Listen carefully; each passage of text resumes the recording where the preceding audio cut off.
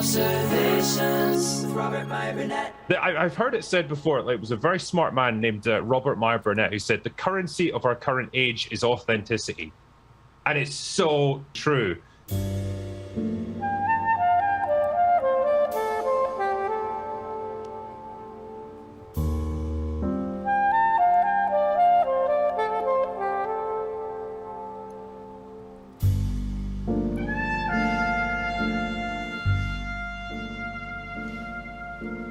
Imagination Connoisseurs Unlimited, in association with Max Allan Collins, presents True Noir, The Assassination of Anton Cermak, from the Nathan Heller casebooks, based on the 19-novel Nathan Heller series, a noir private eye epic set between the 1930s and the 1960s. We're adapting the first book, True Detective, the first adventure of newly minted detective Nathan Heller. The recording and principal production begins Monday, June 10th. We'll be recording 6 actors in New York City and Los Angeles, and that's just the beginning. We've already recorded an actor in Sydney, Australia. We'll be recording in Florida, Boston, and the UK. Look out for the crowdfunding campaign near you. Greetings, Imagination Connoisseurs. Once again, it is I, your Duke of Dope Discourse, your master of fun and wonder, your viceroy of verisimilitude, your sommelier of sci-fi and cinema, your evangelist of the imagination and the, perhaps, never-to-be-defined existential Mr. Rogers. That's right, me, Robert Meyer Burnett, and I am robcasting at you, you Imagination Connoisseurs, you members of this, the Post-Geek Singularity community. Riffs, gang right. Now look what we have before us. 9 delegates from a... Oh, wait. You don't want me to do that. That was just a little Warriors for you. Listen, the first thing I wanted to say before I got started is there's something really interesting happening at the LA Fringe Festival, an imagination connoisseur event. I would imagine par excellence. It hasn't happened yet, but I wanted to tell you all about it.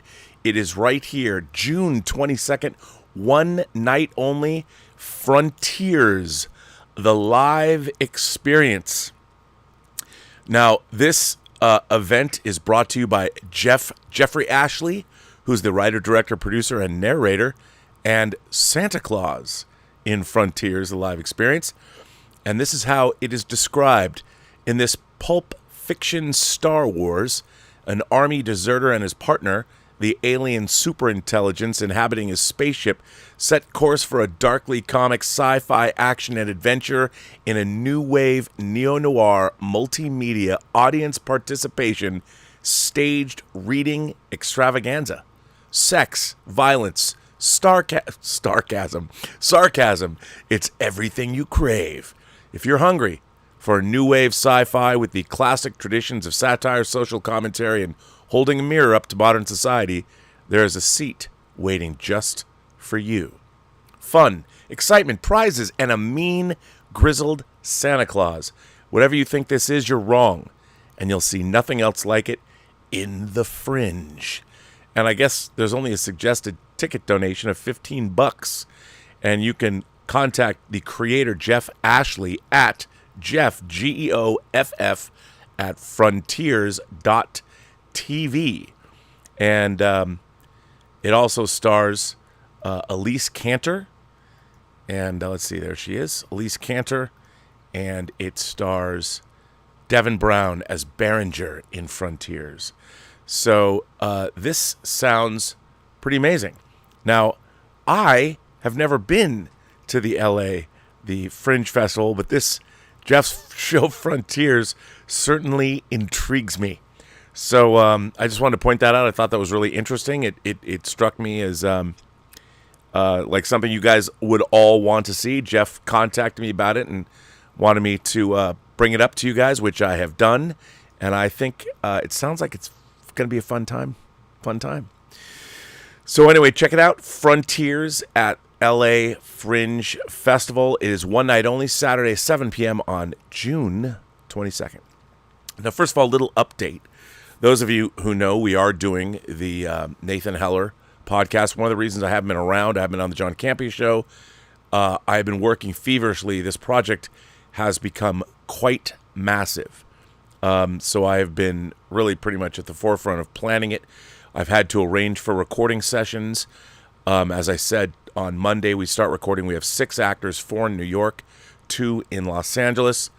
And I have to say, the actors that we have, we just had a new person come on this week. And you are, even I'm blown away. I can't believe who we're working with. And when I say this is a fully immersive audio drama, it is now a star-studded fully immersive audio drama. And I'll tell you something. I was telling Christine Sheeks, my supervising producer, who's also casting this. She cast movies like Boogie Nights. We're casting this project like a movie or TV series. And she said, you know, Rob, I think this is the equivalent of a Coen Brothers movie as an audio drama set in 1932 and 1933. And I said, you know what? You're not wrong. I can't wait for you guys to see it. I can't believe who's in it. And you're going to hear more about it after we finish recording. We will be in production throughout the rest of the summer. And we are going to be launching a crowdfunding campaign to try and get as much, obviously, support as we can to make it even bigger in terms of talent, in terms of everything we have coming. And frankly, for me, one of the reasons we're doing a crowdfunding campaign is to make different iterations of it. And I dream, I don't know if anyone's going to want this, but I want it. I want to make a 11-disc vinyl, heavy gauge vinyl box set. So we'll have all 10 episodes, each episode on one vinyl record and a soundtrack album.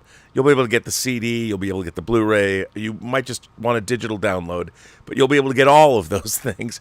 But I particularly want I want to put on my shelf the the box set of vinyl. Anyway, that's all coming. Now, I apologize for having been scarce and there was no member call today. I will start having them next week. It has just been, there's so much work that I had to do. I couldn't keep it going. So I apologize for that. I had to not do YouTube. I had to actually take time off. A lot of stuff going on, but in a good way. Now, there's this Star Wars show that debuted this week, The Acolyte. But here's the thing. I've decided, not like totally Chris Stuckmanized this whole thing. I've decided, I was watching, many of you saw the clip or watched the whole, I would encourage everyone to watch the entire podcast on Michael Rosenbaum's Inside of You podcast, which I've always enjoyed. He and I have like the same tastes, and I love the fact that he has all original one-sheets on his set. He has the old Sideshow Indiana Jones quarter-scale figure. I love Michael Rosenbaum. I think if I don't know him, I've never met him.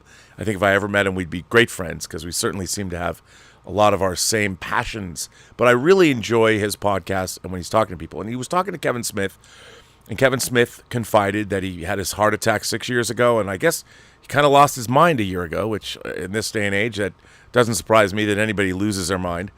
And he said he made a decision, that he decided that he really only wanted to talk about the stuff that he loves, that he didn't want to concentrate on the things that he doesn't love. Now, for the most part, I have been known on this channel for being positive and being inclusive and bringing everybody from fandom in and discuss what we love. And that is sort of my brand. However, my one blind spot in all of that has mostly, as people know, modern Star Trek. I have not been a fan of what they've done with the Star Trek franchise since 2009, but I mean, I was thinking about it. I'm like, I don't have anything more to say about modern Star Trek now that Discovery's off the air. And hey, if Section 31 or if Starfleet Academy or if Strange New Worlds excites me in some way, I have no problem coming back and discussing it. But to be honest, I don't think I have to say anything more about the Star Trek franchise because I've said everything I need to say. But the idea that Kevin Smith only wanted to concentrate on the things he loves, I like that idea because, one, that's kind of on brand, and I'm tired of talking about things. I feel like we're all saying the same thing, and you really, when you think about it, when you're talking about a multinational corporation that is now in charge of IPs, and it's the multinational corporation that's looking for people that fit their checklist of boxes about who is going to make that particular IP, you realize it's sort of self-defeating. Like if there were amazing visionary people that came to that corporation and said, I desperately want to work on this IP. I've got this idea for it. I really want to do it. And they were allowed to do it. I would be interested. Like, for instance, Furiosa. I quite loved Furiosa. I've loved the Mad Max franchise. The Mad Max franchise is, in fact, it has been driven. It's really the brainchild of one man, which is George Miller. Although I will say there's a great fan film, which I've talked about on the show, Hope and Glory, that you can go see on YouTube right now. I think it has over 500,000 views. Let's get it up to 1 million views. Why not? It's really good. But what I'm interested in, what I've always been interested on this channel, and what you have heard me espouse for so long, is the idea of authorship. And, like, for instance, I'll tell you something. You can't see it. It's right over there. There's a Canadian author named Michael Slade. Now, Michael Slade's actually a pen name, and Michael Slade started writing serial killer novels that were inexorably intertwined with Canadian history, which has always kind of appealed to me, which is probably why I love the true noir concept that we're doing, because it all deals with real history, yet our main character, our protagonist, is fictional. Well, in these books, it is about the Special X division of the Canadian Mounted Police. And I know some of you are probably thinking, there is no Special X division of the Canadian Mounted Police. That's true. But what I loved, I started reading Michael Slade novels, and fans of Michael Slade are known as Sladists online. And the first book that they wrote, it was actually three criminal prosecutors, crown prosecutors, and they were procedurals in the wake of Thomas Harris's Red Dragon, and they deal with serial predators, and the first 4 books, Headhunter, Ghoul, Ripper, and Cutthroat, are all-timers. And Robert DeClercq and Zink Chandler were these 2 characters that were introduced, and they're great. Well, so now it's just Jay Clark, one of the original team, but has been writing them, wrote some of them with his daughter, and the series has been running, I want to say, since 1984, so it's 40 years old, and apparently the final Special X novel is coming out, and they're great. The serial predators. I love the serial killer genre. You know, since Shane's By Reason of Insanity, and then, you know, Red Dragon, Thomas Harris, Silence of the Lambs. I love the serial killer genre, probably more so than I care to admit. But I love these books, and, you know, like all series that run a long time, they usually the first books are the best, kind of like the Alex Cross books, Patterson's Alex Cross novels. I read all of them, you know, but the early ones are better. Then they become IPs. They become franchises. But anyway, so like something like that, the final Special X novel is coming out, and I love it. So I can talk about that. In terms of books, another Andrew Vaux and his Burke novels. I'll tell you a funny story. So I want to say that Andrew Vaux wrote a series of novels about a character named Burke, who, him and his extended family in New York City, Burke goes after children that are being trafficked or victimized.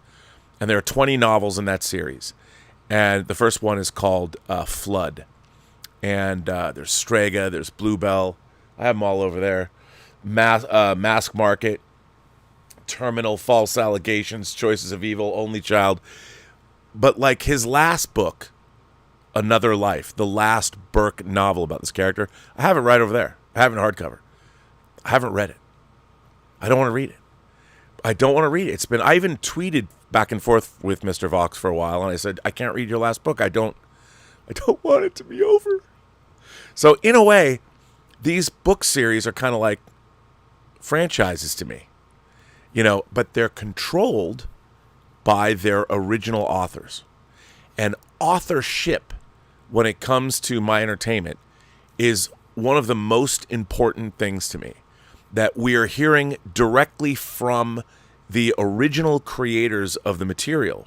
Now, that is not to say Max Allan Collins himself took over writing the Dick Tracy comics from the original creator Chester Gould in the Chicago Tribune. And he took over for 15 years. And I think Max Allan Collins' take on Dick Tracy was amazing. Max Allan Collins also took over Mickey Spillane's character, Mike Hammer, and to this day continues to write Hammer books. There was a Hammer novel that came out last September, right before the new Nathan Heller novel came out in October of last year. But these are people that were students of the original creators. And I would say that, for instance, Star Trek The Next Generation, when it was created, Gene Roddenberry, the original creator of Star Trek, was integral to starting that show back up. He worked, when they were first developing the show, with people like Andy Probert, who Gene Roddenberry worked with on Star Trek The Motion Picture. David Gerrold and Dorothy Fontana had come on for a short period of time in the first season. And when other great creators that made Next Generation great, like Michael Piller and Rick Berman himself, they were following in the footsteps, and they went above and beyond to try and understand what was Roddenberry's vision for the franchise. And I think that recent examples of somebody taking over a franchise that have worked quite well, Ryan Coogler. He was an indie filmmaker, and I say this all the time, that took over the Rocky franchise by creating Creed, the character of Adonis Creed. And he was somebody that had a slavish devotion to the Rocky franchise and wanted to make sure that there was a fealty to the original material. I shouldn't say slavish, because he did his own thing. It wasn't like we're locked in and making it. Perhaps slavish isn't the right word at all to use, really, now that I think about it. But strike that. I didn't use that word. Right? Somebody's going to clip this out and yell at me. But what I mean was he tried to do something new. He wasn't. The character of Adonis Creed was his own creation, and what Ryan Coogler did with that character was new. And it honored what Sylvester Stallone had created all the way back in the 70s and extrapolated and expanded on it. And what was interesting about a movie like Creed is it worked on its own terms. And Ryan Coogler had obviously made Fruitvale Station that was really incredible. And then he used his filmmaking acumen and did his own thing, yet still, you could say the timeline was a little off, but it still worked within the context of the universe, of the IP. New creator, honoring the original material. And we've seen, another example recently, although this is something that really, really, really bothers me. The Planet of the Apes franchise, the people that have the original 5 movies, and a writer named Paul Den came on board and worked on, I believe, Beneath, Escape, Conquest, and Battle, even though there was, but Pierre Boulez wrote the original Planet of the Apes novel, and I don't believe he's credited. I don't know if it's on all the new movies. I'm not sure. But, and again, does somebody have to have a slavish devotion to Pierre Boulez's original novel? No, because Pierre Boulez's original novel, Planet of the Apes, was set in, modern times. If you read it, and I have read it, it's a little goofy. So you can make changes. You had somebody like Rod Serling come on, and they made changes. You don't have to be so, chained to that original creator, some kind of a ball and chain that you have to do it this way. There should always be room to grow. However, I do think, and I've talked about this before a lot, that what we are seeing in a lot of our IPs is IP. I would call it IP drift. When these IPs have now become a brand, and the brand becomes ubiquitous. You can do anything with this brand, except the problem is, the further you get away from the original concepts of that brand, or what it was originally. In the case of, say, Star Wars, it was one movie. And then it was a trilogy of films, and that was all it ever was going to be. A couple of animated shows, some ancillary stuff, and it went away. The latter half of the 80s, people loved Star Wars, but it drifted off. The toy sales fell off because pop culture, as I like to say, it always has a half-life of a certain amount of time. I say 20 years. Every 20 years, the value of whatever splits off, becomes half of its value, and then half of its value, and half of its value as we move through time, because IP pop culture it's of the now. It's of the generation that's happening today.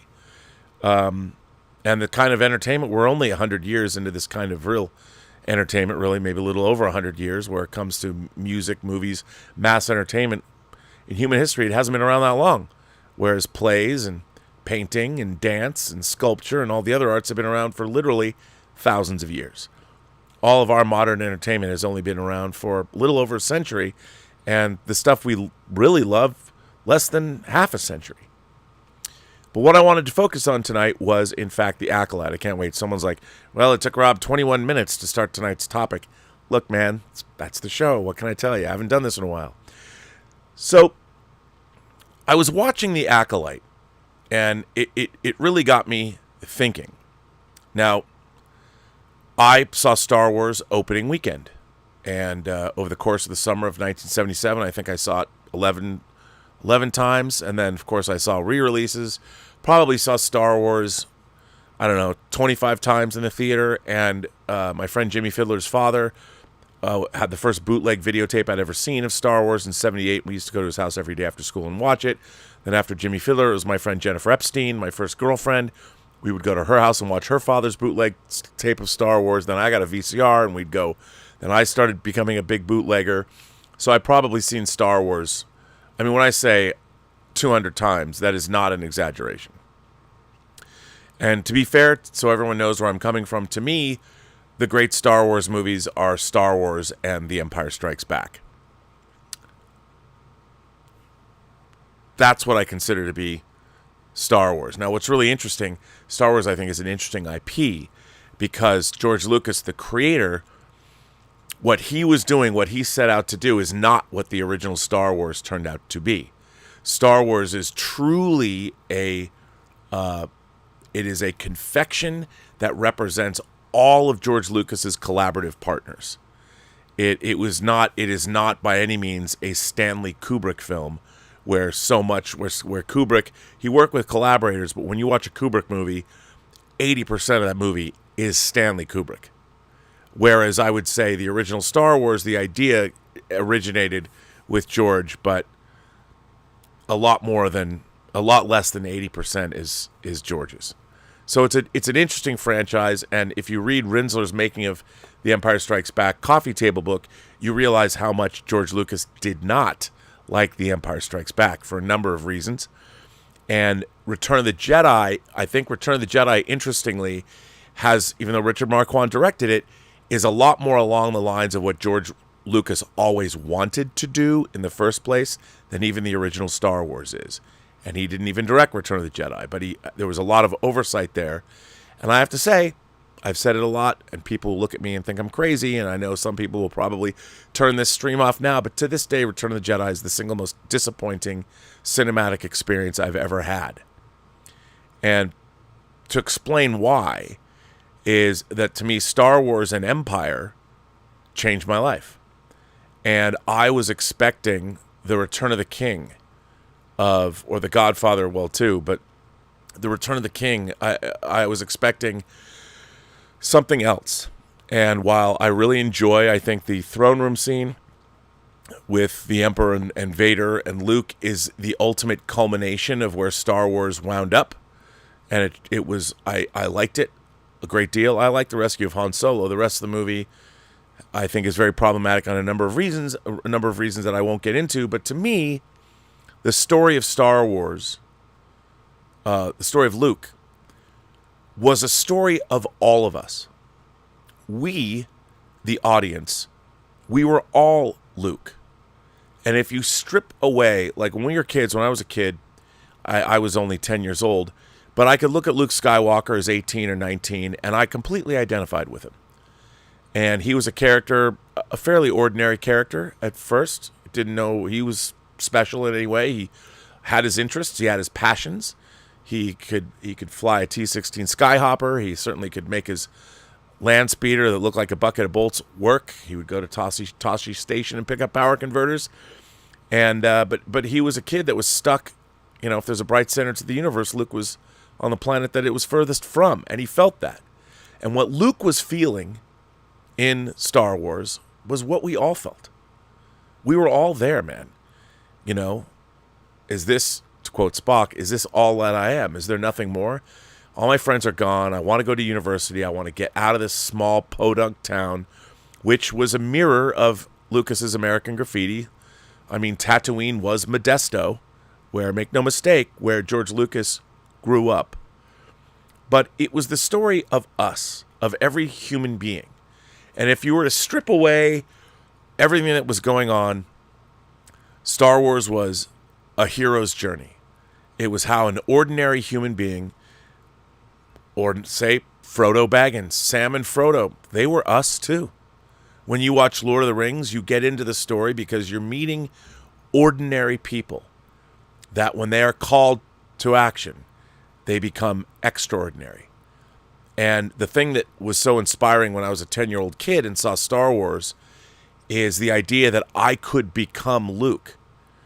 And remember, Luke was studying the ways of the Jedi in Star Wars. He had just begun his education.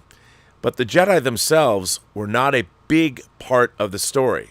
Luke and Ben, of course, it was a mentor relationship, but you might as well, he could have been Pai Mei. Ben could have been Pai Mei in Kill Bill. The idea of a human being studying under an extraordinary, well, human mentor who had whether the powers of the Bushido or whatever. This was long. This was ground that had been trodden forever. But the teacher-student relationship and digging deep within yourself and finding that you could be extraordinary, well, that's part of the hero's journey. So all of us were Luke. And this, by the way, in the entire original trilogy, is all about Luke's transformation from ordinary person to extraordinary person. And if you strip out all of the Star Wars-ness of it all, it was the story of any one of us. And that was what was inspiring. And that's what the hero's journey, Joseph Campbell, all that was in those first 3 movies. So if you take the Star Wars out of the Star Wars movie, what you are left with is a very primal, very legendary story of you and I, of human beings. And the question that I have, and the thing that struck me when I was watching The Acolyte, is that does not exist in Star Wars anymore. Now, sure, you can talk to me about Ahsoka. You can talk. These are all variations on a theme. They're just repeating what George Lucas. It's like poetry, again and again and again and again. But what we're really missing, other than the fact that it's now become a Star Wars trope, is what I am missing from modern Star Wars is the genuine connection that I had as an audience member to the character of Luke that brought me into the story. All the people that we meet now in Star Wars are already relatively extraordinary in some way. They could be telling us, are we all, do I see myself as Ezra? Not really. And I do think that, again, because Star Wars has become a corporately owned IP. Now, you could say that I think Dave Filoni did a wonderful job with Clone Wars. And the problem is he's again trying to emulate the footsteps of George Lucas. And what I've always found missing from modern Star Wars and even the Star Wars of Dave Filoni is my entry character. Bring me into that universe. Everybody just expects people to understand Star Wars now, so there's now Star Wars shortcuts. But anyway, let me read. I've got a couple of articles to share. You knew I did. And I want to start with this one. Now, this was a article I found. It's kind of an older article. It is. But it talks about the hero's journey. And I found this. This was from The Right Practice. It's written by David Safford. Star Wars Hero's Journey, Example and Case Study. Have you ever tried to apply the hero's journey to your book, if you're writing one?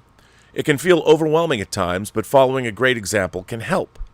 As you sit down over the holidays to watch movies with your family and friends, enjoy the show, but also consider how the writers and directors make decisions to bring your favorite stories to life. Star Wars works as a perfect study of how the hero's journey works and will help you structure a timeless story. Joseph Campbell's hero's journey is easily the most used and most loved storytelling structure in human history. It resonates with readers in ways that are as old as human DNA itself. And George Lucas kept this in mind when writing and producing Star Wars. This is also why there is no clearer use of the hero's journey than George Lucas's space opera, Star Wars. Whether or not you particularly enjoy Star Wars, especially in light of the recent Disney sequels, or have even seen the original trilogy, you've surely heard enough about Star Wars to recognize its primary characters, symbols, and storytelling beats. You can see my complete guide to the hero's journey here. Now let's dive into the story of a boy on a desert planet who goes on to become a hero. For the uninitiated, those who haven't seen it in years, Star Wars A New Hope is the story of Luke Skywalker, the nephew of a moisture farmer who longs to travel to the stars and fight against the mighty evil Empire. Well, he finds out about that, but he's not that way at the beginning. Well, I guess he is, because he wants to. He knows about the rebellion. You know of the rebellion against the Empire? When he meets Obi-Wan Kenobi, an aged Jedi Knight, he begins his adventure alongside smugglers Han Solo and Chewbacca, and droids C-3PO and R2-D2. Their hunt for the elusive Rebel Alliance, Vader captures Princess Leia, a young representative who is secretly a Rebel agent, to deduce the location of the Rebel secret base. We all know. Blah, blah, blah. Of course, there are more Star Wars films, and this analysis will allude to several of them. However, the majority of our exploration of the Star Wars hero's journey will stay with the 1977 original film. George Lucas began planning a space opera by sketching out the characters, and he knew, like Campbell knew, that great stories are built on the foundation of great characters. First, we have the hero in Luke Skywalker. What makes him the hero? Mainly these three factors. His goal is empathetic. His pursuit of that goal drives the narrative. He grows and changes while pursuing that goal. On that journey, Luke comes into conflict with the story's shadow, Darth Vader. Unlike Luke, Vader's goal to smash the rebellion against the Empire is not empathetic. Vader attempts to find the Death Star plans and destroy the rebels, obstruct Luke's goal throughout the story. Luke also makes a pair of friends, or loyal retainers, in Han Solo and Chewbacca the Wookiee. Their loyalty is tested, however, when the rebels choose to attack the Death Star. And while Han abandons Luke during the approach step of the hero's journey, he returns during the resurrection, providing a cathartic climax that sees evil destroyed and good triumph on multiple levels. Luke isn't with a mentor either. Obi-Wan Ben Kenobi arrives to provide both the story's call to adventure, or inciting incident, and then guide Luke on the path to the way of the Jedi and the Force. As can be expected in the hero's journey, the mentor is killed, or is he, along the way, leaving Luke to face the shadow on his own. Finally, Luke encounters a number of Threshold Guardians who attempt to destroy him and his fellow rebel forces, Jawas, Sand People, Stormtroopers, the Trash Compactor Monster, the Dianoga, the Death Star Cannons, the TIE Fighters, and Vader himself all put themselves between Luke and his goal along the way. These character archetypes and more fill a story that is designed to follow all 12 steps of the hero's journey, often reusing or overlapping steps for maximum effect. Here's how Star Wars A New Hope uses all 12 steps. Forgive me, my name is Robert Burnett, and I am a Star Wars apostate. No, I'm kidding. All 12 steps as checkpoints that move the story forward with incredible storytelling power. Step 1, and this is incredibly important, the ordinary world. Luke lives in Tatooine but doesn't like it.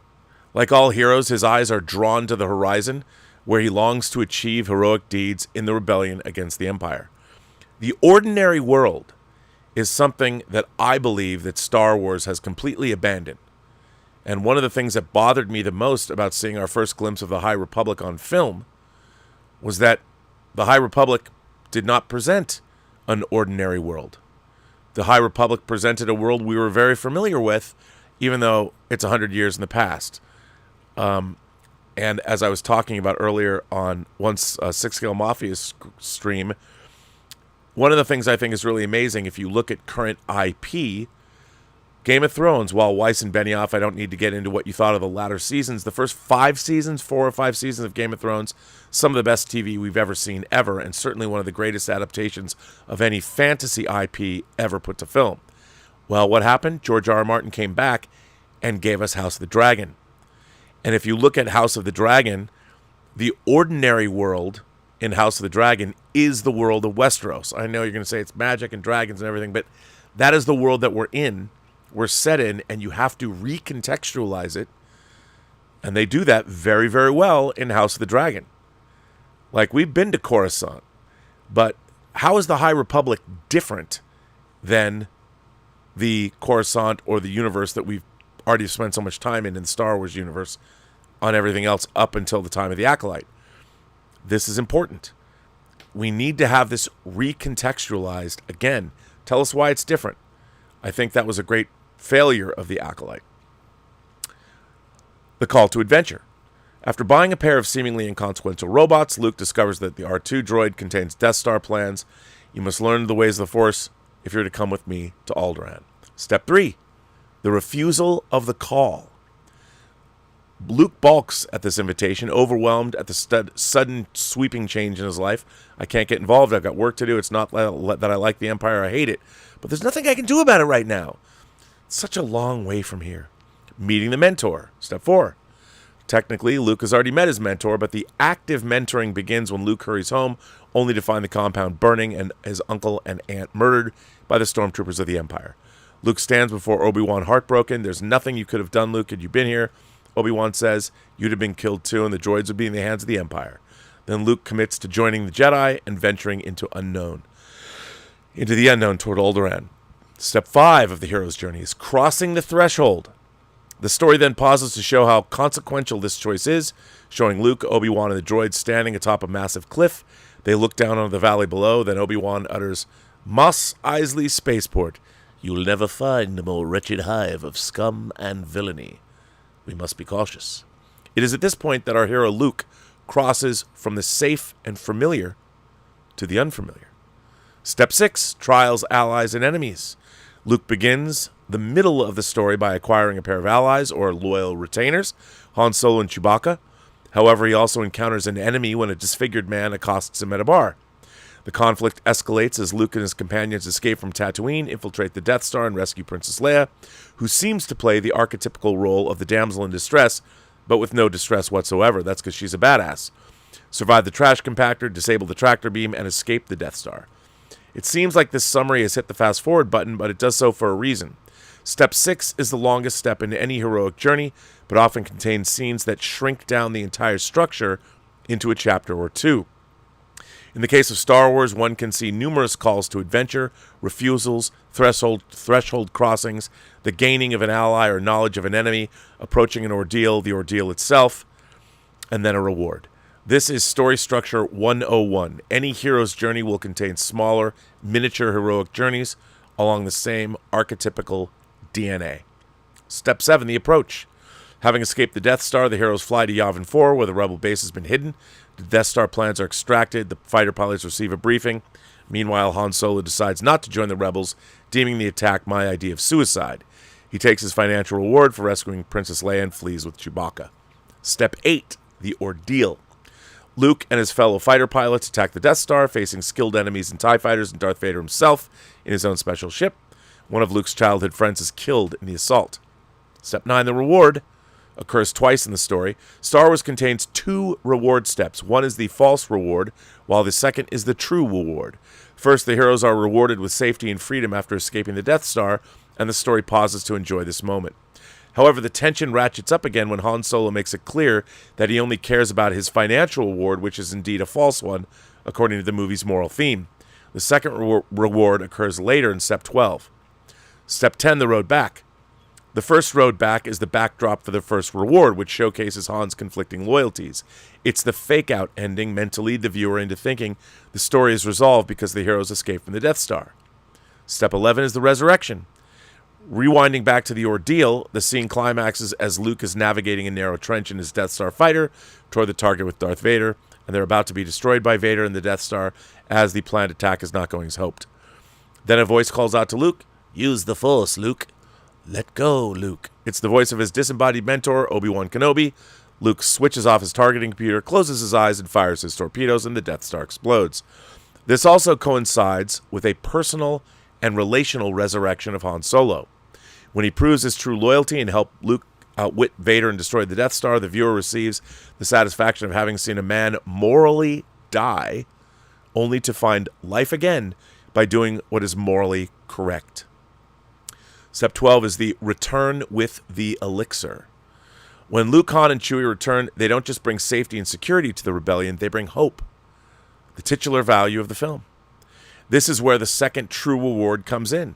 The medals the characters receive may not seem like much, but they symbolize the new identity of the wearers, heroes. Luke begins as a simple farm boy. Now he is a hero who brings hope to the galaxy. Within its tightly designed structure, Star Wars makes sure it forces its hero to deal with archetypical heroic situations or scenes. Here's how the Star Wars hero's journey shows these scenes. The choice to go. After suffering the loss of his aunt and uncle, Luke realizes that he must confront the threat of the Empire himself. He declares to Obi-Wan, "I want to come with you to Alderaan. There's nothing here for me now. I want to learn the ways of the Force and become a Jedi like my father." The initiation. Soon after his choice to go, Luke is initiated into the world he has chosen. First, he faces physical threats like the bullies in the Mos Eisley Cantina and the Empire's merciless stormtroopers while escaping on the Falcon. He also faces his first initiation into the way of the Jedi when he uses a lightsaber for the first time. Luke shows growth by doing as Obi-Wan says, to stretch out with his feelings. The task. Luke doesn't have much time to train as a Jedi, though, because soon he's pulled into the Death Star with our other heroes. And after learning that the Princess of Alderaan, Leia Organa, is about to be executed, Luke makes it his mission to rescue her.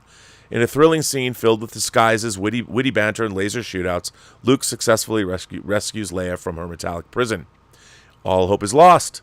The scene occurs just before the resurrection as Luke speeds down the Death Star trench in his X-Wing fighter, jumping between scenes in Luke's ship, the Death Star control room, and the Rebel base on Yavin 4. Two things occur nearly simultaneously. First, the Death Star pulls within firing range of the Rebel base and begins powering up its planet-killing weapon. Second, Darth Vader successfully shoots R2-D2 in Luke's ship, causing Luke to cry, "I've lost R2," and in this moment, it seems like the bad guys are certainly going to win. The return with blessings, but a miracle happens. Han Solo helps knock Vader off Luke's tail, and Luke hits a bullseye with his torpedoes, exploding the Death Star in a massive blast. I would also add to this article that he remembers what he's learned. He has faith in what his mentor teaches him, and it's a huge moment when Luke lets go, turns his targeting computer off, and uses the Force, even though probably that doesn't make much sense that he's able to make that shot, but in the course of the storyline, it's very important that he does. The heroes return to Yavin 4, embrace one another, and celebrate, but we see a colossal ceremony with hundreds of rebels in uniform, and those hundreds of rebels stand in for the audience, applaud as incredible hope floods their spirits. The themes of Star Wars. George Lucas was a fan of mythology, including East Asian religions that focus on the balance of different forces. As he layered his story with these themes, Lucas created a rich tapestry for future stories and storytellers, which is why Star Wars is a beloved franchise still today. Here's how Star Wars imbues its story with deeply powerful themes. Good versus evil. Perhaps the clearest and most obvious thematic relationship in Star Wars is the one that makes it most enduring. The struggle between the forces of good and those of evil. Representing good are the white and beige-clad good guys, Luke and Obi-Wan. They seek selfless, positive virtues like freedom, peace, and hope. Bad is embodied by the black-armored Darth Vader, as well as the darkly uniformed Grand Moff Tarkin. They command a massive machine of death, control, and fear, wishing to pull all planets and systems under the thumb of the Empire. Their selfish cruelty is confirmed when they destroy Alderaan and its millions of inhabitants for no good reason other than to torture Princess Leia. Although this isn't the main story arc in the film, it's a major internal arc that exemplifies the dominant story value moving the plot, which is life versus death. You might enjoy learning more about the story arcs and story values with two important posts on The Right Practice. This is a website called The Right Practice, not R-I-G-H-T, but W-R-I-T-E. Haven versus wilderness. Star Wars is a place with several havens that stand opposite its wildernesses. Remember that Lucas based Star Wars on the Western genre, with its wide, endless vistas and renegade, rough and tumble characters. There are several diametrically opposed set locations in the story. The Sand Sea of Tatooine is a wilderness, but Luke's homestead and Obi-Wan's house are havens. The Mos Eisley Cantina is a social wilderness where Luke is confused and alone, but the Millennium Falcon is a haven where he learns about the Force and the war against the Empire. The Death Star is a metallic wilderness of inorganic violence and unfeeling cruelty, but the Rebel base is a lush, forested haven where Luke is reunited with an old friend and fits easily into his new heroic role. It's notable that the film really only contains these major set pieces, with the exception of the film's prologue aboard Princess Leia's ship. Each location contains an opposite, so the story seems to swing like a pendulum back and forth between safety and danger, between haven and wilderness. Nature versus machine. The opposing power of nature and machine is evident throughout Star Wars. As just mentioned, the Empire's base, the Death Star, is a cold, lifeless killing machine. However, the Rebel base is set amidst a lush green rainforest. Contrasts like this provide a simple form of establishing this theme.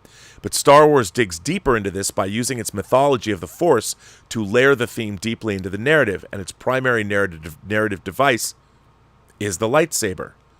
Heralded by Obi-Wan as an elegant weapon, the lightsaber is the tool of the nearly extinct Jedi. It is not as clumsy or random as a blaster, Obi-Wan describes. Yet Han Solo, a self-reliant rule-breaker, dismisses the Jedi way as a lot of simple tricks and nonsense. He affirms his self-reliant beliefs when he claims hokey religions and ancient weapons are no match for a good blaster at your side, kid.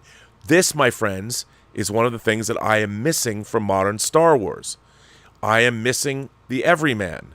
The person like the Han Solo. Where are the Han Solos in these stories? Now, you could say in Rebels there are more Han Solo characters, but a lot of what we've seen skews too much toward one side and not enough on the other. Clearly, the more mystical natural weapon is less desirable than the machine, the blaster. Yet the lightsaber is the weapon Luke trains with and comes to embrace as part of the Jedi way. He also embraces the Jedi way when he obeys the disembodied voice of Obi-Wan. It makes sense now that the Empire would put all of its hopes in a giant machine, the Death Star. It's also led by a man who's more machine now than man, Darth Vader. Father versus son. To be fair, this theme would not come home to roost for Star Wars until its sequel, The Empire Strikes Back, was released 3 years later. However, George Lucas has consistently claimed that he planned for Vader to be Luke's father all along. With that in mind, Star Wars has been both a paragon of this theme in popular culture, at least since Shakespeare and the Greek tragedians. And where Star Wars successfully makes great use of this theme is by invoking the idea of destiny. In other words, if my father is a murderous man-machine monster, will I be too? This conflict is apparent in the cave scene on Dagobah, where Luke confronts the darkness within. He battles a phantom vision of Darth Vader and successfully decapitates it, but when the head rolls to a stop, Luke sees his own face within Vader's helmet. Clearly, the son is terrified of committing the sins of the father. Sibling versus sibling. The original Star Wars trilogy didn't concern itself with sibling rivalry, instead using another they're-related type twist in the third installment, Return of the Jedi. I maintain, if I had made Return of the Jedi, it would have. Luke and Leia would have become rivals. But the prequel trilogy, written and directed by Lucas several years later, used it to great effect by casting Obi-Wan and Anakin Skywalker as brothers. They're not biological brothers, but this view is supported by Obi-Wan's pained cry, "You are my brother Anakin," after defeating him in combat in Revenge of the Sith. During Anakin's training in the horrors of the Clone Wars, Obi-Wan and Anakin fought side by side and struggled with the befuddling decisions the Jedi Council were making. They grew to trust and even love each other, but Anakin's need for power and validation drew him away from his Jedi brother and toward a more sinister Sith father, Senator and later Emperor Palpatine. This is why the final battle of Revenge of the Sith, despite some of its silly choreography, is painfully emotional. There was so much potential for these two men to do great things together, but their relationship has been broken by mistrust, fear, and horrible crimes, and it can only end violently. So, then there's a little bit more that go on, which I won't deal with. You can go back and read more of this if you want. But what I would say about this is, now, we have a whole wide Star Wars universe. Am I saying that every single Star Wars story needs to follow the hero's journey? No. But I think it should be as well thought out as the points this article was making. And one of the things that I think is important about certain IP, and we're seeing it. Look, if you live long enough, you see yourself become the villain. Well, if you live long enough, you see all of your favorite IPs be destroyed by money or what a corporation wants out of them. And take your pick. I mean, I'm a huge James Bond fan, and I really liked Daniel Craig's Casino Royale. But I think, and I use Quantum of Solace, I'm a Quantum of Solace apologist, but I think that Skyfall, Spectre, and No Time to Die are a complete deconstruction of the James Bond franchise and the character. And I would say that when you do that, when you try and take an IP that is pushing more into myth and you want to make it more of its time, when you want to make, let's make James Bond more grounded. Now, admittedly, Skyfall made a lot of money. I think that maybe the change in the way they went about making Bond films, I mean, it was interesting, but what they were doing was emulating The Dark Knight. They were completely going against what the James Bond character was supposed to be, and in that case it worked, but Spectre and certainly No Time to Die did not build on the box office success of Skyfall, which made less, the two movies made less than that. But where Daniel Craig is left, where the character of James Bond is left at the end of No Time to Die, I personally didn't need to see that character ever again.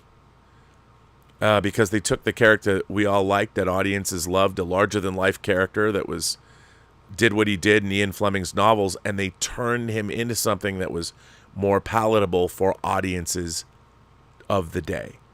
And I think that's the great danger of our modern IPs, because creators always want to put their stamp, their imprimatur on IPs. And so when they go in, they're looking at all of these things that were previously established that audiences loved, and they want to change them and make them their own.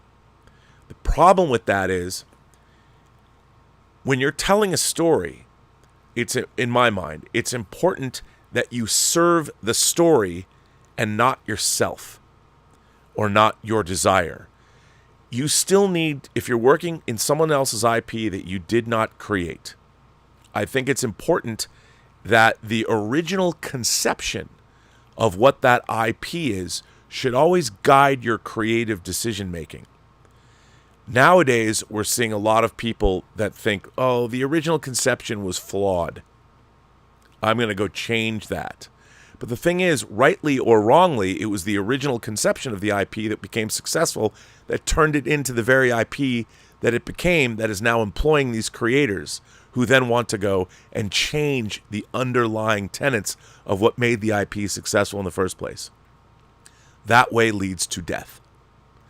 There have been few reinventions, and I would say that somebody is going to throw at me, well, Rob, what about Battlestar Galactica? My answer to that is, Battlestar Galactica had a great premise, the original Glenn Larson version of it, but it was never very good. Now I know this. I was there. I saw it. I was watching the opening 3-hour pilot. But let me tell you, as somebody who was astute even back then, when I was 11 years old watching Galactica, I knew over the course of that series, I watched it because it was cool Star Wars space opera, ripoff made by a Mormon. By the way, this is no slight to the Church of Latter-day Saints, but Glenn Larson's a Mormon, and there's a lot of Mormon beliefs espoused in Battlestar Galactica. David Icke and Ron Moore's reinvention of Battlestar Galactica, I thought was superior in every way. So I just want to say that, but they kept the underlying premise of the show and made it better. They didn't go back and decide the idea of the 13 colonies or the 12 colonies of man being destroyed by man's own creation, the Cylons. They kept all that. They kept the battle stars, they kept the iconography, but they extrapolated upon the premise in a way that made the Battlestar Galactica reboot or remake better than the original. But that's rare. I think with long-running things like Doctor Who, like James Bond, like Star Trek, and like Star Wars, there has been creep away from the basic tenets of that hero's journey. That's not saying that you can't change the hero's journey in different ways. That doesn't mean you can't make a male protagonist or a female protagonist or any kind of a protagonist the hero of that particular story. But the problem is, and I think what we're seeing with a lot of these IPs, is the iconography has become what the IP is known for, and that's what people want, as opposed to the underlying stories that are being told. People are very forgiving if you're giving them lightsabers and TIE fighters and Sith Lords and all that. To me, that's all gobbledygook. A story, a great Star Wars story, strip it all away and give us a story. A story has to work without all the iconography. Would you still love a Star Wars story? Would it still be a good story? Would I still love a Star Trek story? Would I still love a Doctor Who story? Would I still love a James Bond story? One of the reasons I didn't like Skyfall very much, even though it's beautifully photographed, beautifully directed, has a great score, love the Adele song, is that at the end of the day, James Bond failed. He repeatedly failed. Over and over and over and over and over again until the end of the movie, where he failed finally and M died. So I'm watching a character that I'd grown up with my whole life, who was heroic, that I was a manly man, you know, and they deconstructed the whole character and turned him into somebody who was ineffectual. And I know they wanted to give him more modern emotional pathos, and people would say, well, Rob, that movie made $1 billion. It was the only franchise film in the entire Bond series of all 25 official Bond movies. When I say 25 official Bond movies, I'm talking about Albert Broccoli's 25. Don't tell me about Never Say Never Again, and don't tell me about the funny Casino Royale. There's only 25 official Bond films. Never Say Never Again was a Kevin McClory joint. It was not part of the series. Just want to be clear on that, because people come after me like, Rob. But no, you deconstructed the character. That's very popular these days. Let's deconstruct the character. Now, maybe you want to give and breathe new life into the franchise, and I can understand that. You can also do the exact reverse of the hero's journey if you choose to do so. But the thing is, when you deconstruct a character like James Bond, you are ultimately taking away what brought audiences back to that character since 1962 on the big screen. And I think No Time to Die does that. I think No Time to Die is it's the only James Bond movie I've seen once in my life, and I have no desire to ever see it again, even though it was very well directed. And I do like our favorite Cuban secret agent. But and I think that what we're seeing now is we're seeing corporations have bought IPs expecting them to just be successful no matter what they give us. And that's because a corporation will never understand an IP. It's not a corporation's job to tell a story. An IP is just an asset. What you want to find are great creators that know what to do with that asset. And I would look no further than the comic book world. Anybody who's read comics over the last 50 years knows that when you get a great creative team on a book, you have long-running books from hundreds and hundreds of issues. It's had as many different creative teams, but sometimes you get a creative team that comes on a book, entirely reinvents it, or a creator who comes back to a book, such as when Frank Miller did the Born Again storyline with Daredevil. When Kingpin found out he was Matt Murdock and where he lived, you just shouldn't have signed it. I mean, I remember reading that and Frank Miller coming back after Bullseye, after Elektra, and giving us this new storyline and not really reimagining, but reinvigorating that book. It was like, fuck yeah, man, that was dope! And it was an old creator coming back, a creator that understood the material. That's what you want. Corporations now, they're looking at spreadsheets. There's nobody at a corporation, with perhaps the exception of 20th Century Fox president Steve Asbell, who has maintained the integrity of the Planet of the Apes franchise. You know, he was at 20th Century Fox, and now they made Kingdom of the Planet of the Apes for $30 million less than the last Apes film. And, well, it's got a long way to go to reach the box office success, but certainly it might surpass the domestic box office take of War for the Planet of the Apes. You have to ask yourself, why? Because the core values of what that franchise is have been retained. He's doing the same thing with the Predator franchise. Yeah, did we all want a Predator movie in feudal Japan? Sure. I maintain on Hulu, Shogun, love that show. Love the original. Go check it out. It's streaming on Paramount Plus. If you haven't seen the original, it's fucking great. But we're getting another Predator movie When you watch Prey, reinvention, but also kept those core values. That's why it worked. But you know what?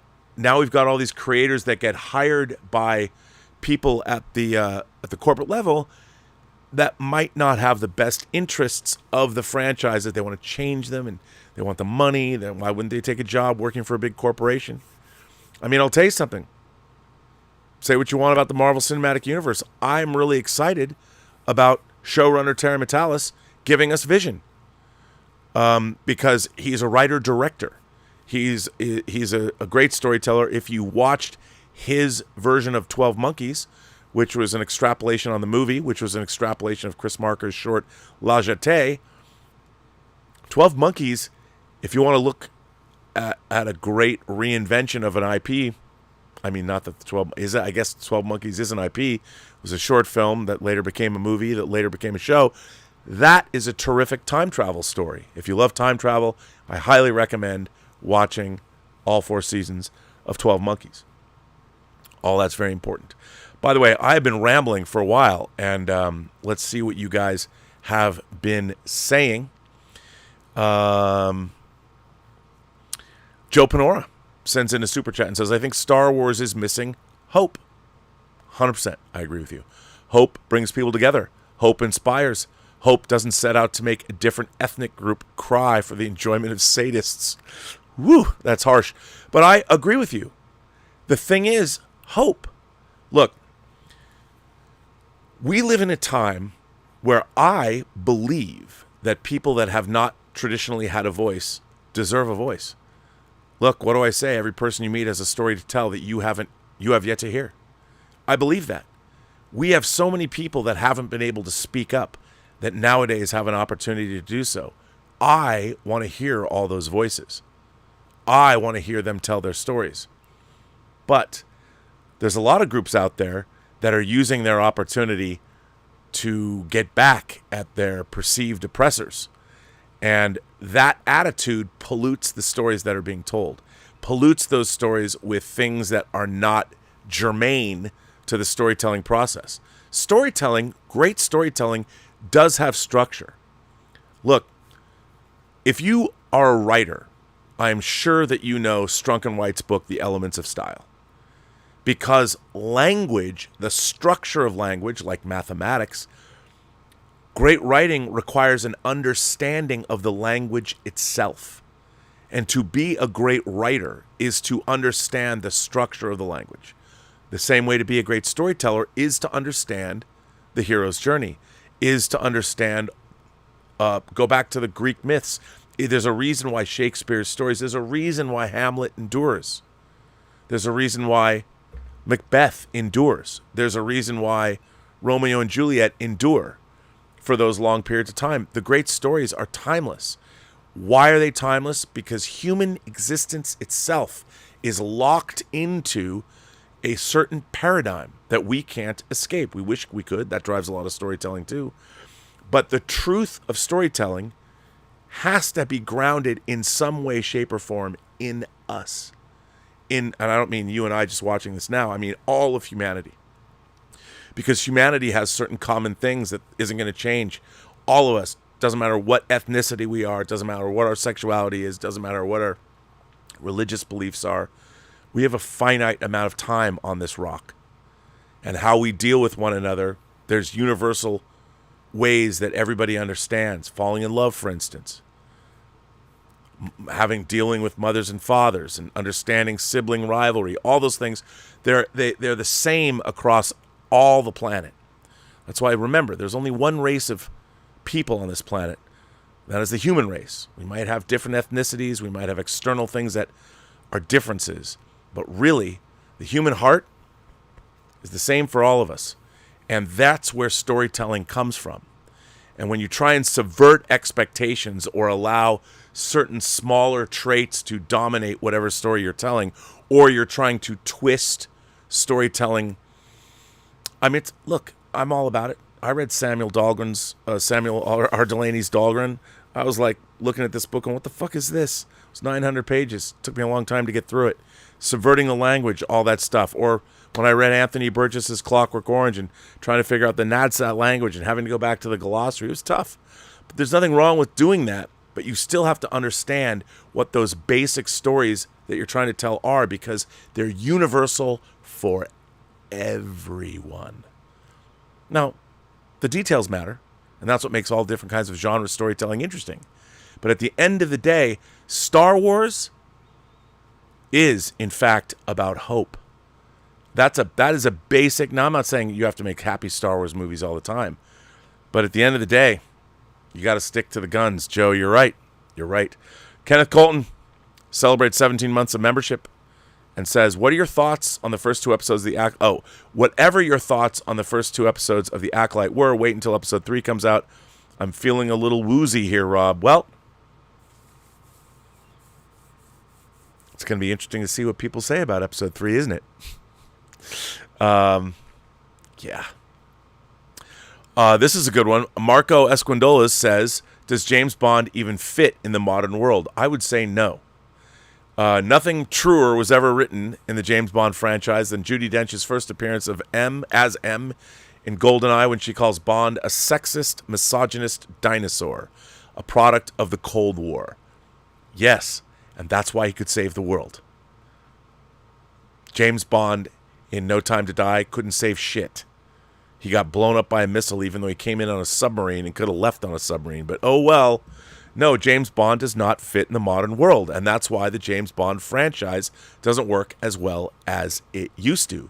Because he's literally a product of the time he was written, which was the 50s, which was the Cold War.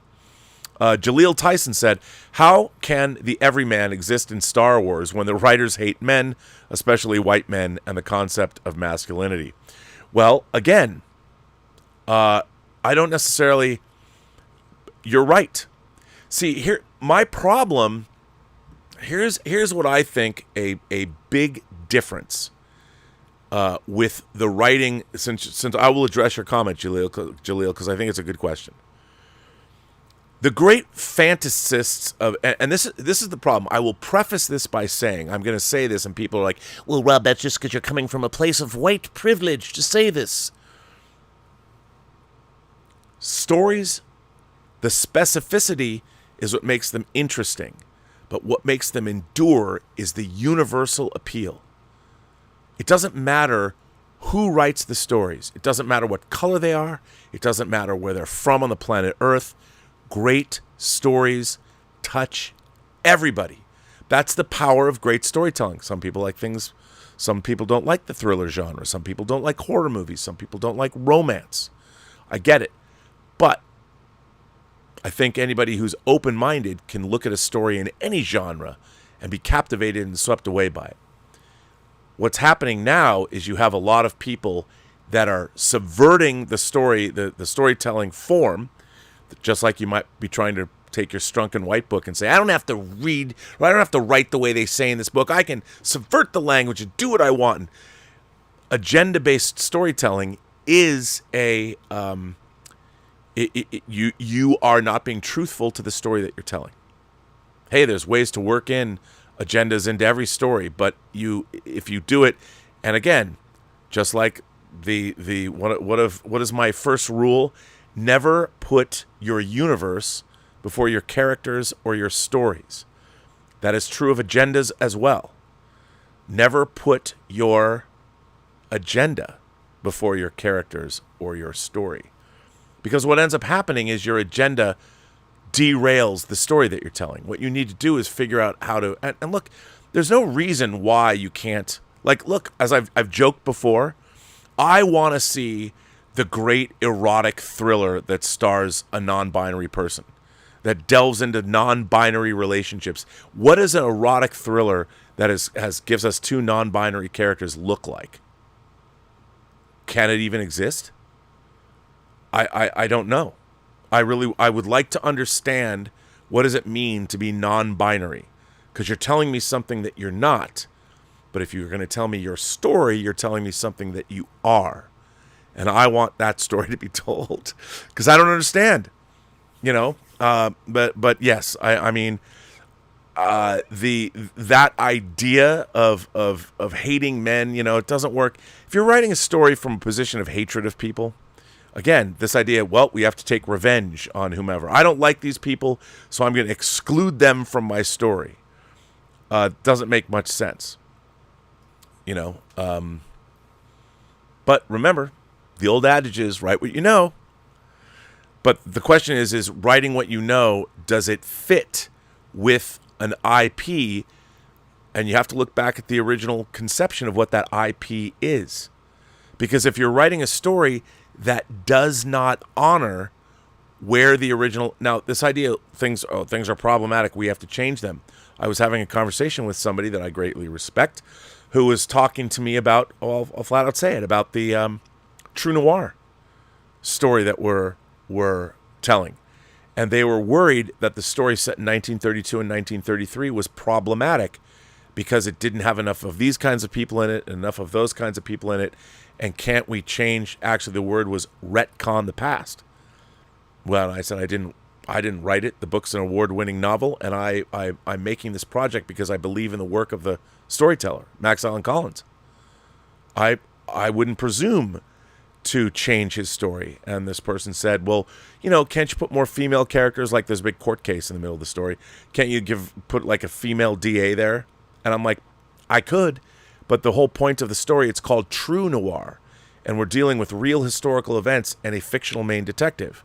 Now, anything surrounding the fictional main detective, we could change as long as it was like how it would be. You can't retcon the past, nor should we. We should try, as a matter of fact, to tell stories about the past exactly how it was. I watched a YouTube video earlier today that was talking about Stanley Kubrick's Barry Lyndon. Stanley Kubrick's my favorite director. And Barry Lyndon is, people never talk about that as being one of his best movies, but I'll tell you, it's a fucking great movie. And one of the things about Barry Lyndon that makes it one of the greatest movies ever made, I would say, is its evocation of the past. The details, the period details in that movie are beyond reproach. You don't retcon the past. I mean, that's a dangerous thing to do. And in 100 years, the way our educational system is going, who's going to know what's real and what isn't real? And I think understanding where we came from is quite important. Major Chai Chai, our friend Major Chai Chai says, celebrates 4 months of being a member here. Possible hidden Star Trek, Star Wars stories, The Muppet Movie, The Mission, and El Dorado. Thoughts, Robert? Well, I often talk about stories that I think would make, I think The West Wing, for instance, is a great Star Trek story. The Muppet Movie, again, the first Muppet movie is a great Star Wars or Star Trek story. Now, take away the superficiality of the Muppets in terms of, I mean, the superficial. People would say, well, how could the Muppet Movie be a Star Trek or Star Wars story, Rob? Well, forget it's a Muppet story. The great thing about the Muppet Movie is it's just a great story. And could you transpose, remember the original Star Trek, the original series, my beloved original series, took other stories and transposed, for instance, where do I have it? I just had right here. Here's a great movie starring Burt Lancaster and Clark Gable. Run Silent, Run Deep. Balance of Terror. The Star Trek episode, one of the greatest Star Trek episodes ever from the first season, the first time you meet the Romulans. Inspired by a submarine movie, Enemy Below. And I think that is really important. So when you're talking about the Muppet Movie, The Mission is a great movie. Robert De Niro's transformation in that film, although I think The Mission they cut too much out of it. It should have been longer. And El Dorado, same kind of a thing. The story that those movies are being told, those are quintessential Star Trek, Star Wars stories. One of the most exciting things that happened this week is word that the restoration of Akira Kurosawa's Seven Samurai, I bought my tickets. I'm going. The American Cinematheque is showing it, I think, in the July 7th or something. I'm going. I bought tickets. It's at the Egyptian, the newly restored Egyptian. Can't wait to see it. I've never seen Seven Samurai on the big screen before. I mean, not in this 4K kind of restoration. I've seen it. I have seen. Didn't look good. This 4K restoration is one of the most beautiful films ever made. I cannot wait. Cannot wait. 1001 Johnny. While deconstruction is popular among writers trying to be Watchmen or The Dark Knight, what would an effective use of deconstruction be in Star Wars? Well, that's a great idea, but I think we've seen a lot of it. But a lot of people criticize something like Andor, and because it doesn't have a lot of Jedi Knights or whatever. But I would say, yeah, but it's more of the Star Wars side of the pendulum than just the Star side. And again, we know how it ends, but you still have somebody like Cassian Andor that gets swept up. And if you look at Andor, it's like a World War II movie. It's like a French Resistance movie. It's like Jean-Pierre Melville's Army of Shadows or something like that, or Open City, or just and pick your favorite wartime movie, and that's Andor. I mean, Star Wars can be all things to all people, and I think to be honest, I'm kind of tired of the Jedi and the Sith because their battle doesn't seem. I'm waiting to hear what the Sith want. What are they really looking for, and what do they need? But I don't know what would be. I would have to think about that off the top of my head. I don't know what a deconstruction of Star Wars would look like. Sheriff Carl says, not only has the writing of Star Wars minus Andor been utter shite, the productions themselves look cheap. The acting's been pretty as well. I wish HBO was doing their shows. I just rewatched House of the Dragon, and it fucking rules. Also, nice shirt. Riffs, dude. Gang right. If you're a Warriors fan, people are like, what, the Riffs? The Gramercy Riffs. The most powerful gang in New York City. Come on, right? You know that. Tom Jr. Jackson says, happy birthday, Rob. We need to catch up sometime, brother. Well, there you go. We do. By the way, Jaleel's letter was his 5th super chat. So I appreciate that. Dr. Bright says, hey, Rob, how are you? Have you seen the docuseries on Max called The Power of Film, narrated by Howard Stuber? If so, what'd you think? I have not seen that. I didn't know it was on. I think I've watched that before, but I'll have to go back and look. I don't know if it's the same one, but Howard Stuber, definitely watch it. Major Chai Chai also gifted 5 Burnettwork memberships. Matt Rissman says, Rob, great to see you streaming. Are we going to have a member stream soon? Next Saturday. I thought you said it would be today and then the next 3 weeks. It'll be next Saturday and the next 3 weeks. To be honest, the True Noir project is so huge. The coordination has been so massive.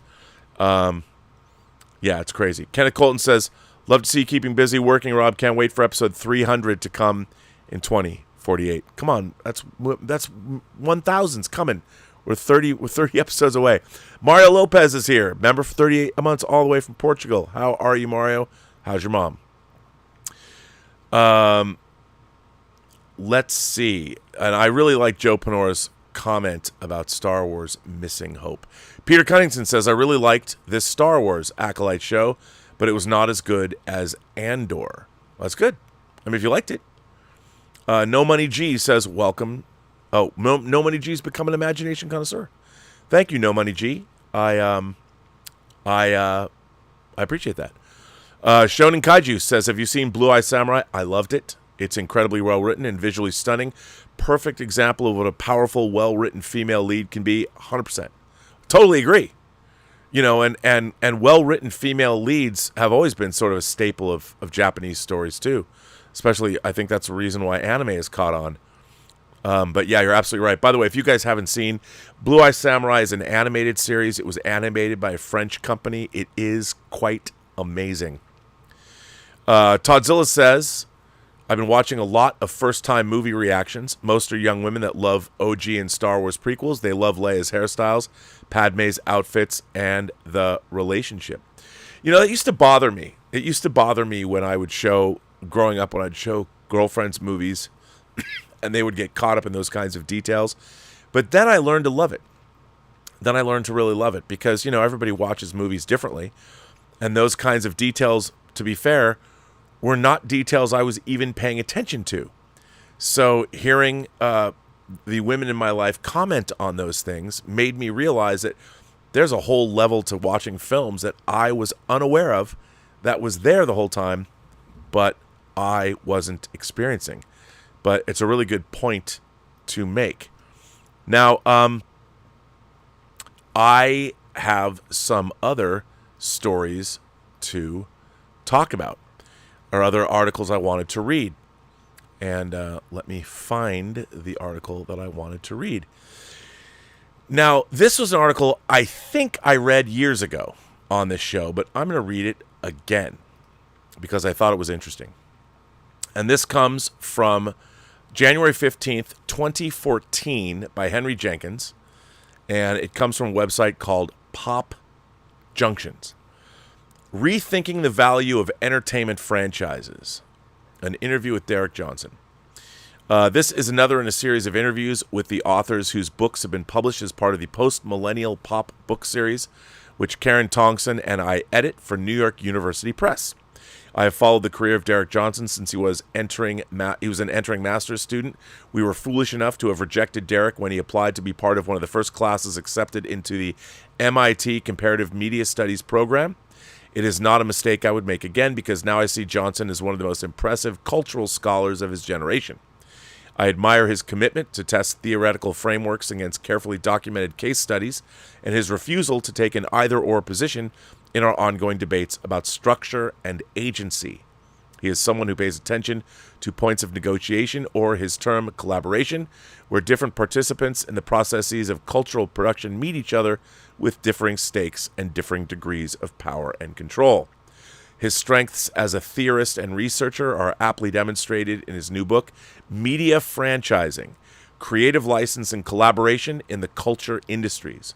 The term franchises has been used loosely in media studies for years, but no one has systematically developed a framework for understanding its historic emergence, its discursive implications, its relationship to other industrial practices, and its consequences for what media content is produced and how it is marketed and consumed. Johnson's work here is multidisciplinary, including a focus on the management of media systems, archival research and interviews with industry insiders, textual analysis, and audience research, all in the service of understanding the logics shaping contemporary media production. The following interview focuses on some of the book's core concerns, since there is so much there which will be of interest to the various communities that follow this blog. But you need to know that Johnson is now producing scholarship at an astonishing speed on a broad range of contemporary media practices, from My Little Pony to Lego culture, and topics including an important new collection on media authorship and another book in the works that deals with the processes and structures of media management. Okay, here it goes, and here's the interview. As you note, the concept of media franchises involves a migration to the media industries of market logics from other business sectors. What can you tell us about how the concept of media franchises emerged, and what do you see as the implications of using the same concept to discuss the production of McDonald's, Mr. Goodwrench, and Chicken Delight, and of Star Trek and/or Battlestar Galactica? This is the answer. There's at least two levels at which I think it's important for us to draw this connection between the production of entertainment and these kinds of business formats often used in the retail sector. At the most basic economic level, a franchise is a business arrangement where one party extends to another party the right to use some kind of idea or intellectual property in a new market. In the mid-20th century, McDonald's and other franchisors increasingly looked to sign a bunch of independent franchises across the country and later the world to extend the corporate footprint with little risk and investment, since the financial burden for operating these new locations fell on the franchisee, who actually paid the franchisor a fee for this right. This is a very similar arrangement to what we see with media licensing. Film rights holders, for example, extending production responsibilities for video games or comic book tie-ins to third parties who absorb the production costs and the risks. Of course, media licensing is a practice with a long history predating the post-World War II franchise boom. So I'm not claiming that this kind of arrangement was fully inspired by McDonald's and the like, but I think it's an important connection to draw because there's a large literature in organizational communication, business, and other non-media fields that have reflected on the social dynamics of franchising structures. Retail franchisors and franchisees have not always worked in unison. Instead, franchisors are always working to assert their authority over independent outlets they cannot fully control, and franchisees seem to assert their local agency in larger corporate culture. What I do think is perhaps more new is the way this franchise boom in the latter half of the 20th century helped to shape the way in which the production of media entertainment would be increasingly imagined. Media licensing and even formatting, in the sense Albert Moran researches where ideas for TV programs are exchanged between different local markets, were not new to the entertainment media of the 1950s and beyond, but came to be understood through this same franchise imaginary.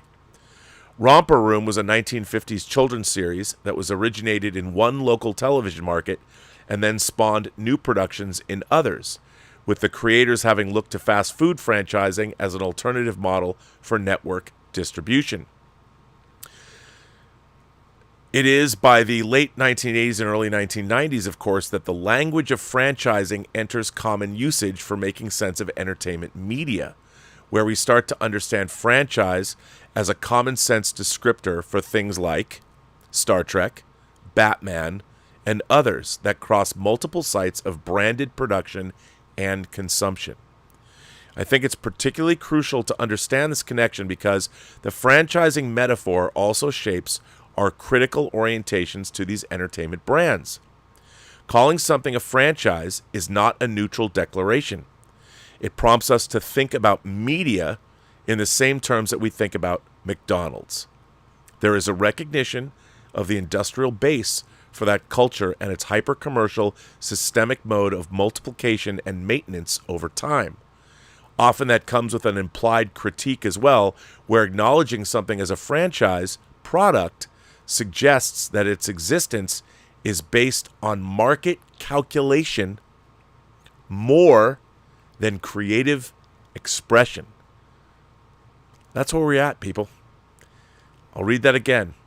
An implied critique as well, where acknowledging something as a franchise product suggests that its existence is based on market calculation more than creative expression. That, my friends, explains Bad Robot and Secret Hideout's entire approach to the Star Trek franchise and why Bob Iger paid $4 billion for Star Wars. Once that happens, again, a franchise product is now based more on market calculation than creative expression. And it must be, which is why our franchises are more disappointing. Let me go down here. You argue that franchises are not self-propagating. So where does agency lie in our discussion of franchises? I consider franchises not as produced by corporations who own the rights to media properties, but also all the other stakeholders who seek to get something out of the work of expanding production and making more of that cultural product.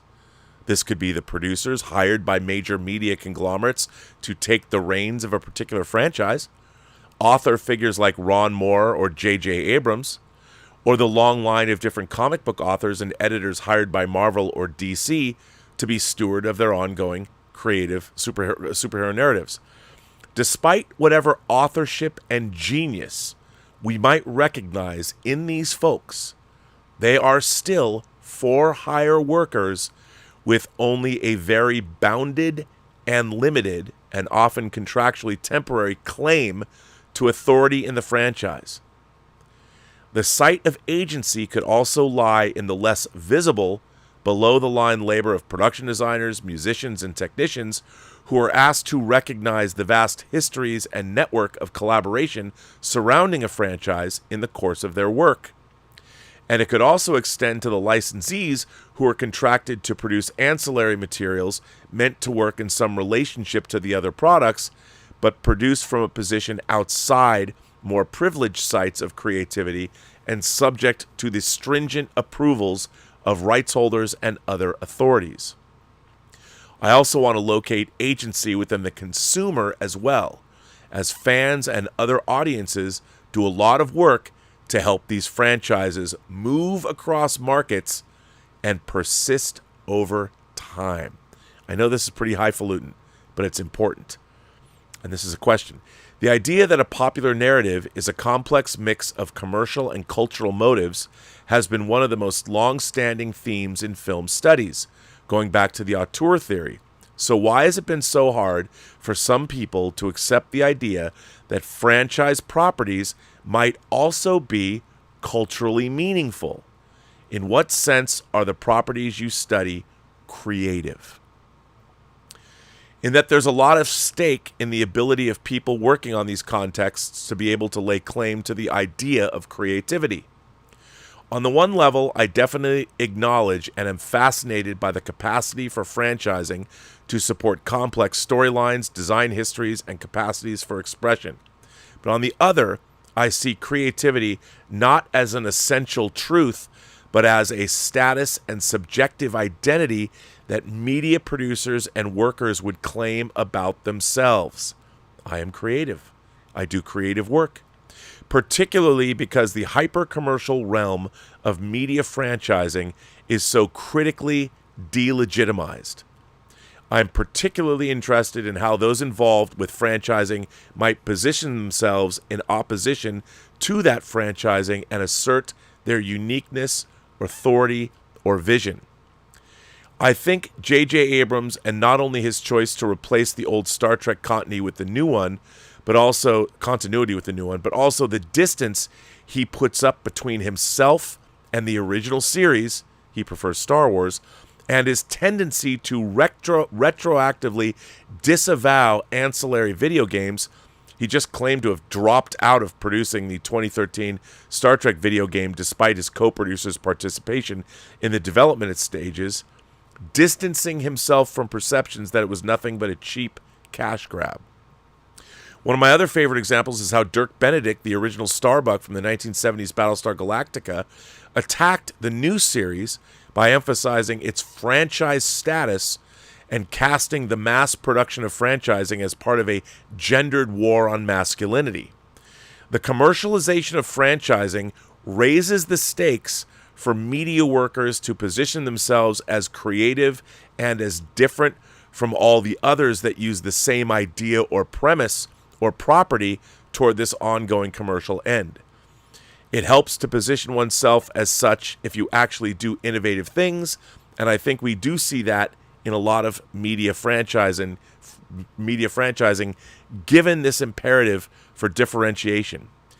But sometimes that differentiation comes as much in the identity claims of specific contributors as it does the product itself.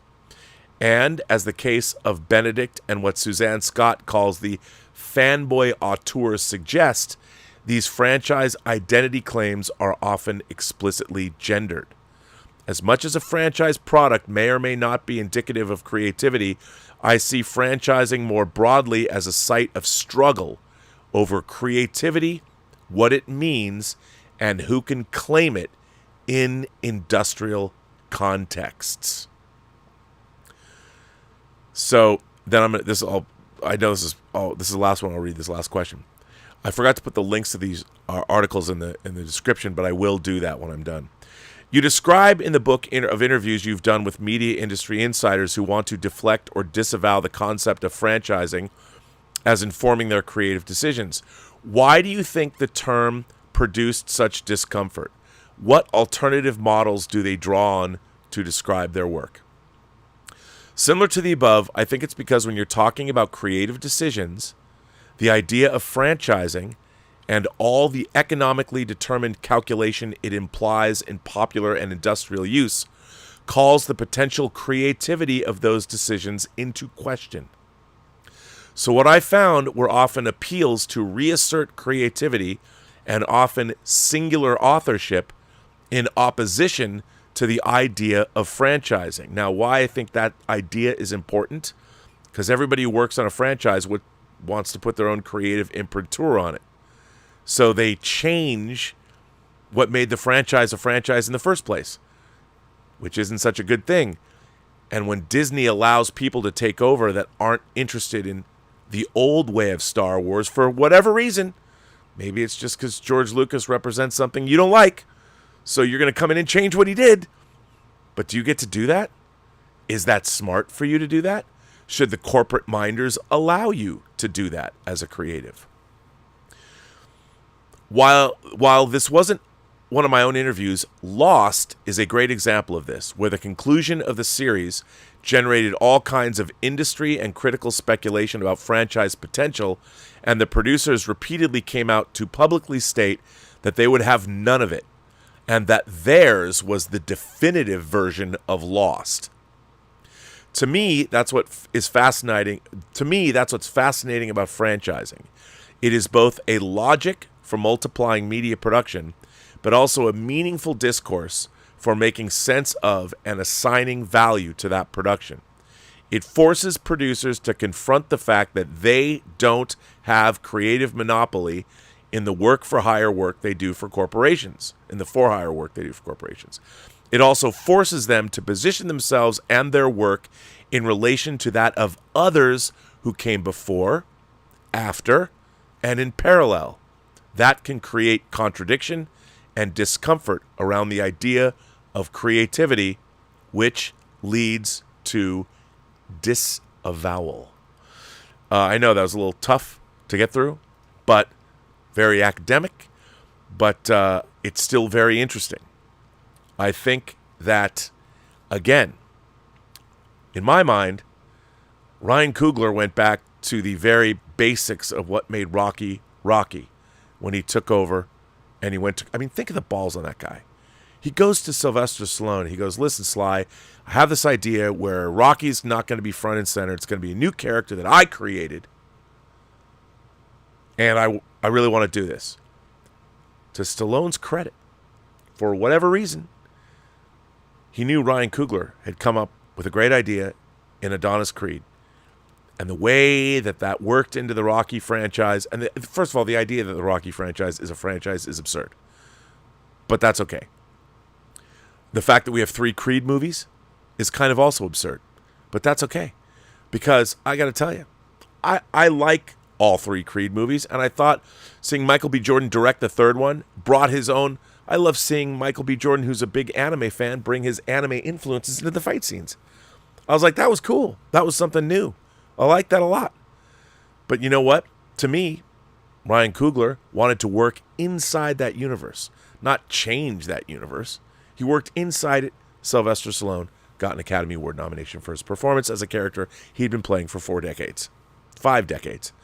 So that was how you do things. Because he went back to the basics. Everybody wants to change things now. Yeah, you know, Star Wars, I hear it all the time. I had conversations about the Nathan Heller books. Hey, these books were written 40 years ago. They're about historical events. Can't we change them? My answer will be no. The whole reason that I want to make these books is because of the truth in their noir storytelling. What do I always say? The best fiction is the most truthful.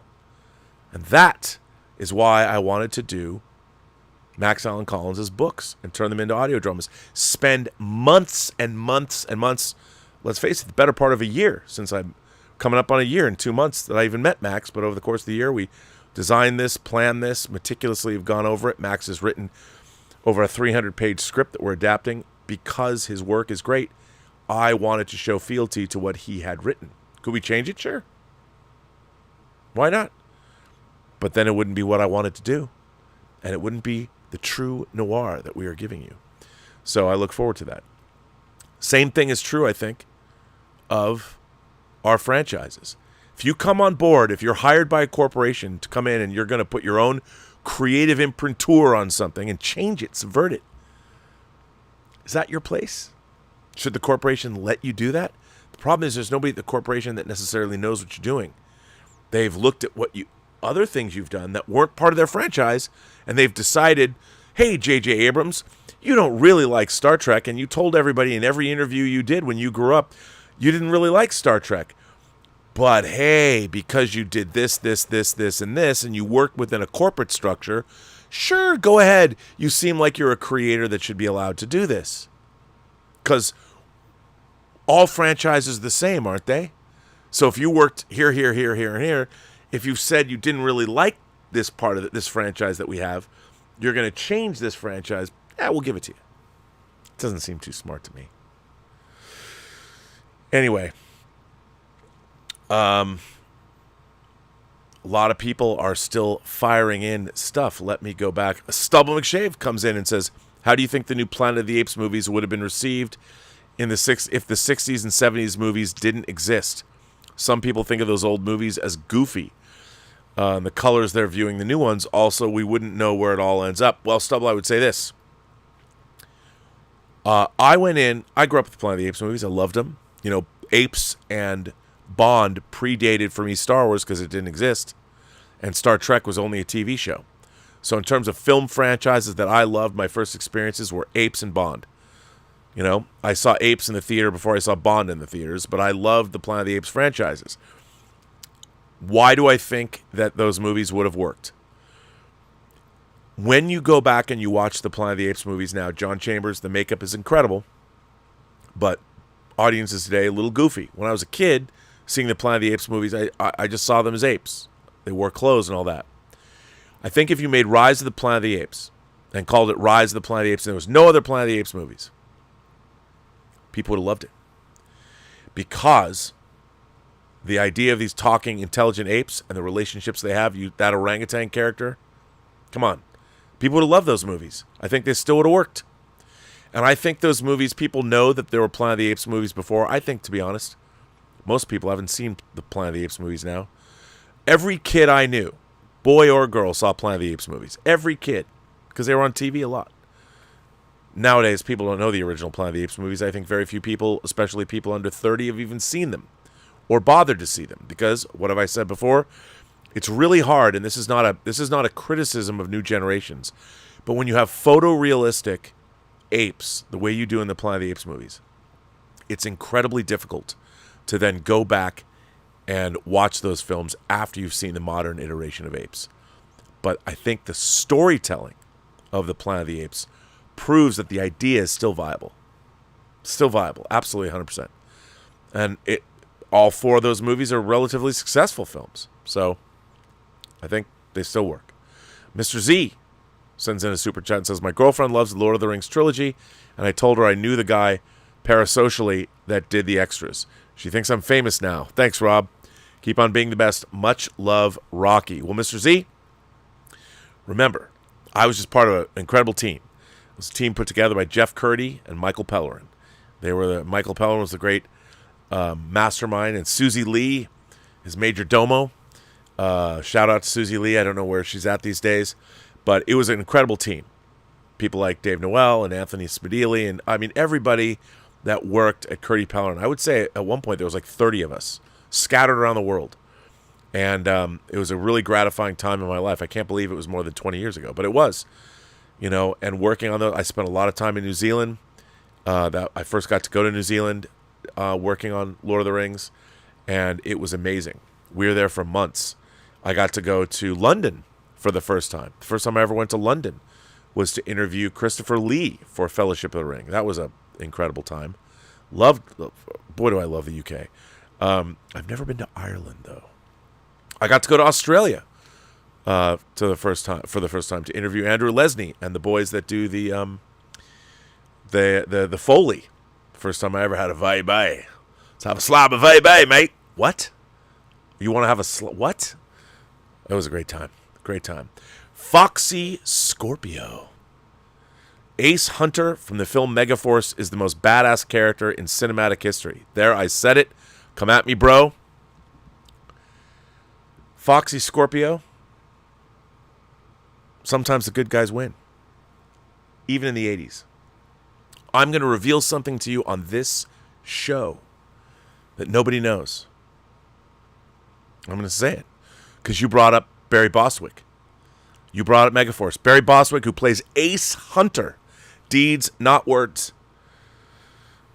Barry Bostwick, the star of Megaforce, co-star of Rocky Horror Picture Show, is one of the actors that is in our audio drama, True Noir. And the fact that you brought up Megaforce on this show, it stars Barry Bostwick, I now have something to tell him when I work with him later this week. I'm not going to tell you who he plays, but he plays a very important historical figure, I'll tell you that. Now, do you know why I love Barry Bostwick? Barry Bostwick does the lead voice if you listen to the American dub. And it's the only movie that there are two movies in my life that I will tell you that you should listen to the American. Well, one of them is the first one, and this is what Barry Bostwick does the lead voice in. René Laloux's Fantastic Planet, 1973, my favorite animated movie of all time. I know, laugh all you want, but it's true. Fantastic Planet, he does the American voice, and I never listened to it. I don't listen. I've heard the original. I own like three different versions of it, but and the other movie that, while you can watch the 6 original films, and you say it with me now, the people that will watch this, what Japanese movie should you only ever watch? Well, it's funny because, okay, this isn't fair. The original 6 movies of the Lone Wolf and Cub saga, Baby Cart at the River, sticks, yo. If you're going to watch the Lone Wolf and Cub movies, watch those in the original language. But one of the greatest movies known to man that I maintain has the greatest child performance, even though it's only a VO performance in the history of movies, Shogun Assassin. 1980 Shogun Assassin, which is 2 of the Lone Wolf and Cub movies combined into one. The Masters of Death, inspiring John Carpenter to make Big Trouble in Little China. Well, the villains, the 3 Storms. If you guys have not seen Shogun Assassin, what are you waiting for? Go to YouTube right now. Don't wait till I'm done. Go to YouTube right now, and afterwards, go watch the trailer for Shogun Assassin. Go buy the Criterion box set that has the original Lone Wolf and Cub movies and Shogun Assassin in it. It was one of the greatest things ever. But Foxy Scorpio, I'm going to tell Barry Bostwick that Foxy Scorpio says that Ace Hunter from the film Megaforce is the most badass character in cinema history. I will not come at you, but I am talking to that man this week. Don't tell anybody. Don't tell anybody. I'm seeing my fellow executive producer, Mike Bondemar. He's going to be like, how could you spill the beans? Well, because Foxy Scorpio brought it up. That's why people watch the show. Mr. Z says, oh, wait, what did you write? She was like, oh my God, those are literally the best special features on DVD as I've ever seen. I showed her your stream, and I'm like, that's the guy's work. She was impressed. Well, Mr. Z, if you can use me as a proxy to, impress your girlfriend, remember, follow my advice. Ladies first. Ladies first. You know what I'm saying? I think you do. Kenneth Colton says 2024 has delivered some peak TV. June itself is bursting at the seams.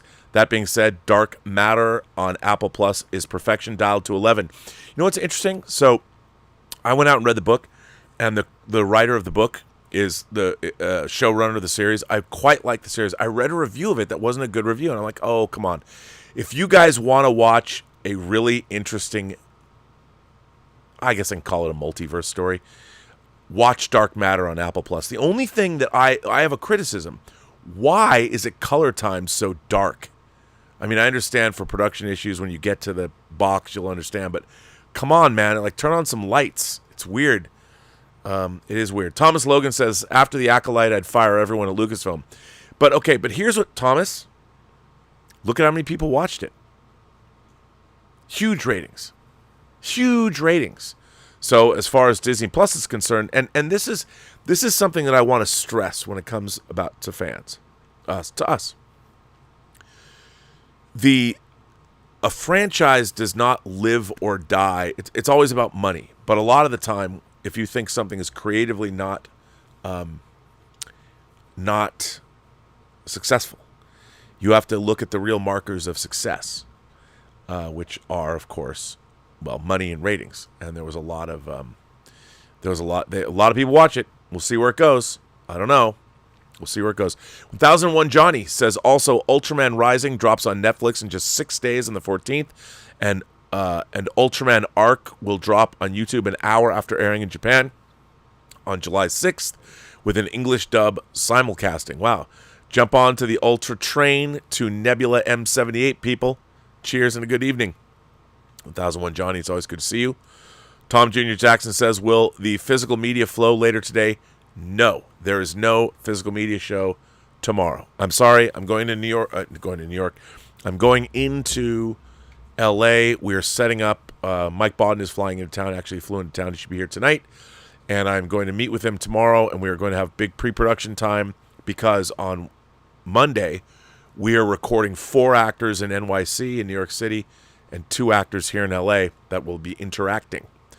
And again, wait till you find out. By the way, Barry Bostwick is not an actor in New York, but wait till you find out who's in this show. I can't wait to tell you. Is it Kieran? Kieran McNulty says, you want to come to Ireland, Rob? Star Trek Erie guys would love to have you. We can have a live debate about the merits of Picard Season 3. Did you not like Picard Season 3? I would love to have a debate. I still have your shirt. As a matter of fact, I washed your shirt today and folded it up and put it away. Sheriff Carl says, I'll come. I want to come to Ireland. Christopher Lee is the most metal motherfucker of the 20th century. He even has a metal album and re-recorded Orson Welles' narration on Manowar's epic Dark Avenger. Welles is fucking metal too. Samurai movies are the most metal of all. Throne of Blood! I have Throne of Blood. I have it from Criterion. You're right, Sheriff Carl. Yeah. By the way, my Seattle music opus, the script has been getting some interesting feedback. Who knows? Maybe I'll be up there. Major Chai Chai says, on the subject of Lord of the Rings, I saw Fellowship this evening in the theater. The theater was packed with all ages and groups of people. Was the extended version? It's great to see that in a theater. It works really, really well. General Grievous says, on TNG's episode Chain of Command, Picard was tortured by a Cardassian who boasted by destroying the rich culture of Cardassia, no one went hungry, especially his daughter. Picard told him, her belly may be full, but her spirit will be empty. Disney Star Wars is that now. Well, first of all, Chain of Command, parts 1 and 2, that's actually part 2 you were referring to, is my favorite Star Trek The Next Generation two-parter. Yes, even more than Best of Both Worlds. It's so good, General Grievous. You and I definitely park our shuttlecraft in the same shuttle bay. So let's see where we're at. By the way, Hunter Becknell sends in a $20 super chat. It says, here's what I think they're setting up. The Sith Lord is creating the beginning of Darth Sidious's plan to destroy the Jedi and handed down to him. I don't think you're wrong. I think that's actually probably a pretty good guess. Pretty good guess. I like that idea. I definitely think you're on to something there. Jeff Bassard says, my pitch for a Star Trek series. 1,000 years after Star Trek Discovery, we follow a historian charting the rise and fall of the Federation, Edward Gibbons, liberalism, technology, prosperity, and how they might destroy us. That's not a bad idea. I kind of like that. But remember, I don't think liberalism will destroy us. I consider myself a classical liberal. Being liberal just means you're open to new ideas and all that. And the problem is, you can't have liberalism in a vacuum. You know, you still have to require people to have personal responsibility. I'm liberal, but I would never defund the police nor decriminalize shoplifting or drug use. We've seen that happen. I mean, look at what's happened to Portland. And I got family in Portland. Not great. Skelton Strange New. Hey, Rob, I hated Discovery. Spacecraft 800 years in the future should look like Marvel's Galactus or the mothership from Close Encounters. I agree. Starfleet should be a distant historical memory like the East India Trading Company. Fuck. Well, Skelton. Is it No, it's Skelton, right? Not Skeleton. Dude, I'm right there with you. Look, part of the appeal of Star Trek is the Starship Enterprise. I'm not going to lie. I have so many Enterprise models here. I love the Starship Enterprise in all of its myriad forms. The starship design in Star Trek Discovery is inexplicable to me. Like, who thought any of that was a good idea? I don't think it is. So I'm right there with you. Mario Lopez says, Rob, people like me just watch The Acolyte to see how bad it is. I know it's morbid, but I wanted to see how bad it was. Fire all of them and save Star Wars. Yeah, I mean, again,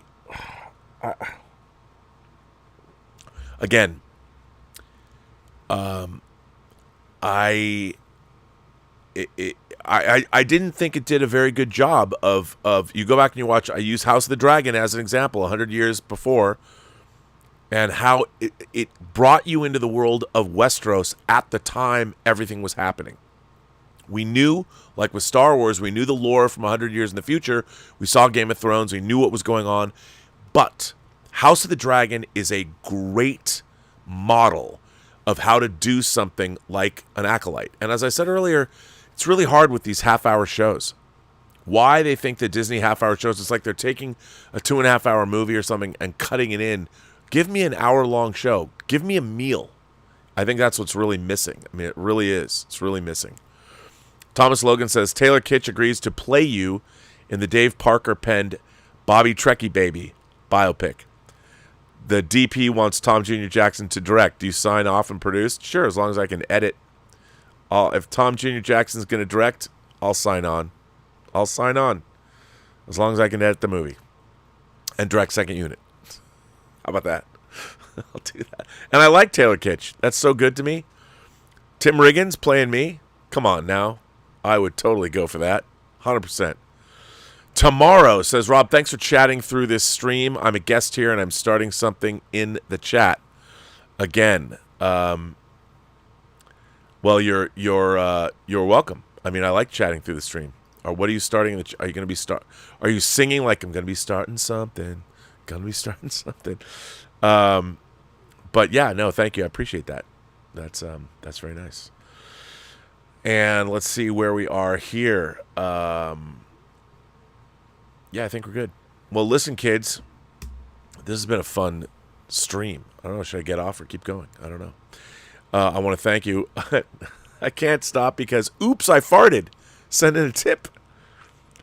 Sorry about that. It must have been for the dog food. I was hungry as the dogs had stolen my double smoked bacon cheddar breakfast sandwich. Let's see if we have any more tips. Don't know. No, I already read that one. That's pretty funny. Well done. Touche. That did happen. Nate Dog says, part 2, then they broke canon by having it. Oh, wait. I must have missed this. Hang on. What was part 2? Okay, Nate Dog. I did miss this. Nate Dog says, here's my problem with the new Disney-owned Doctor Who. Doctor Who has been around for 61 years. And in that universe, it's been established that Doctor Who is, in fact, an alien. Yes, a Time Lord. And so he is not human, according to canon, of which I am a purist. I am with you there. And then they broke canon by having him cry twice, which is something a Time Lord would never do because he's not human and does not show human emotions the way a human would. He has some emotional range, but he's mainly focused on his intellect. 1001 Johnny says, did you see all 4 of my tips, Rob? I do believe I read all 4 of your tips, 1001 Johnny. I talked to Ultraman. And actually, you know what? I missed this one. Have you seen this YouTube video by journalist Anthony Gramuglia on bad film criticism? I did. I don't think it was phenomenal, but it did grab some YouTubers' attention as it was directed at some of YouTube's style of film critics. Ooh, I want to watch that. Bad. You know what? I'm gonna copy this and go watch this. Ooh, I like that. That sounds good. Bad film criticism. Here's the thing. Nate Dogg, you have just nailed the head of something. Hit the nail on the head. One of the things that I find very interesting, and you see this a lot in, especially Star Trek Strange New Worlds, in the portrayal of Spock. They want to turn these characters into human beings. And I think it's hard for me to watch Strange New Worlds because of their complete misunderstanding of Spock. This idea that, well, when we saw him in the original series, he had become the Spock he was. He was always the Spock he was. I mean, the fact that Spock is carrying on like a high school student, having relationships with her and getting all emotional, it's a wild misunderstanding of what the character of Spock is. And it's not that Ethan Peck is a bad actor. I think he's actually quite a good actor, but he's given the worst material to play because the characters, everybody wants to take these characters. I got an idea. Let's make Spock more relatable and give him a learning disability. Why? Because they don't know how to write the character of Spock. They need it to be analogous to humans, and it isn't. It drives me fucking berserk. And the same thing, like you said, with the Time Lord, a lot of the characters, a lot of the people that are writing these franchises, now that, and the franchises are 60 years old in the case of Doctor Who, so they don't even know any of that stuff. People come on and when you're writing genre material, one of the frustrating things is a lot of people haven't read a lot of the classics of science fiction. They haven't read. I mean, here's the thing. I don't know how you can be a writer in any form of popular culture, whether you're a novelist, television writer, movie writer, if you aren't at least passingly familiar with classic literature. Like, how can you write a science fiction or a horror show and have not written or not read at least something like Mary Shelley's Frankenstein or Bram Stoker's Dracula? Foundational texts. You know, how can you be a writer without have read Shakespeare? The problem is, like I've said before, they've seen a lot of Buffy the Vampire Slayer, but they haven't read. I mean, even Anne Rice's interview with the vampire and the vampire Lestat. You know, I mean, it's amazing to me. I'll tell you, I went back. It is no surprise that I am a fan of Brian Fuller, and I went back because I can't say why, but I went back and watched Hannibal, and I just turned it on. I was telling somebody who hadn't seen Hannibal, I said, I believe that Brian Fuller's adaptation, and what he did was he readapted books that we'd seen adapted before. Red Dragon, Hannibal Rising, and then a combination of their own heady stuff in the first season. I think Hannibal is the best horror TV series ever made because there's so much going on. And every time I watch that show, it's incredibly mesmerizing. And the first season has a semblance of reality in it. But by the time you get to season 2, you're living in a nightmare realm. And I'm so there for it. And I think that's one of the finest, not just the finest horror show, but one of the great genre shows of all time. It's incredible. But what's interesting about what Brian Fuller does in that, like, I read Thomas Harris's books. I couldn't read them fast enough. Unfortunately, even though I have it up there, I have it's right there, actually. I have a first edition hardcover of Red Dragon that I got from my brother, but he got it for me. And I didn't know about Red Dragon until I read Stephen King's review of the book in Fangoria. But then when Silence of the Lambs came out, I had it the first day. I was a huge Thomas Harris fan. I even read Black Sunday. I went back and got Black Sunday. But those adaptations, what Brian Fuller did, Brian Fuller gender swapped. He changed things around. He made it, the homoeroticism in that show is off the fucking charts. He did everything we YouTubers are screaming about Star Wars all the time.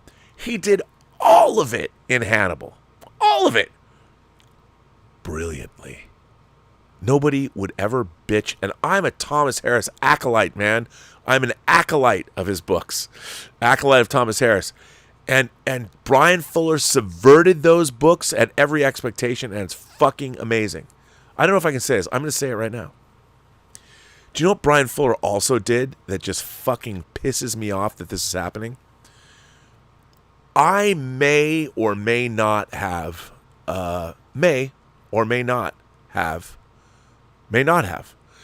read some scripts from the now perhaps never to be made Crystal Lake TV series that Brian Fuller was going to showrun. Again, I may or may not have read these scripts. And if I had read them, I would tell you that even in the first 15 pages of the first script, it was Hannibal. There was a Hannibal vibe to it, and it had nightmarish surrealism.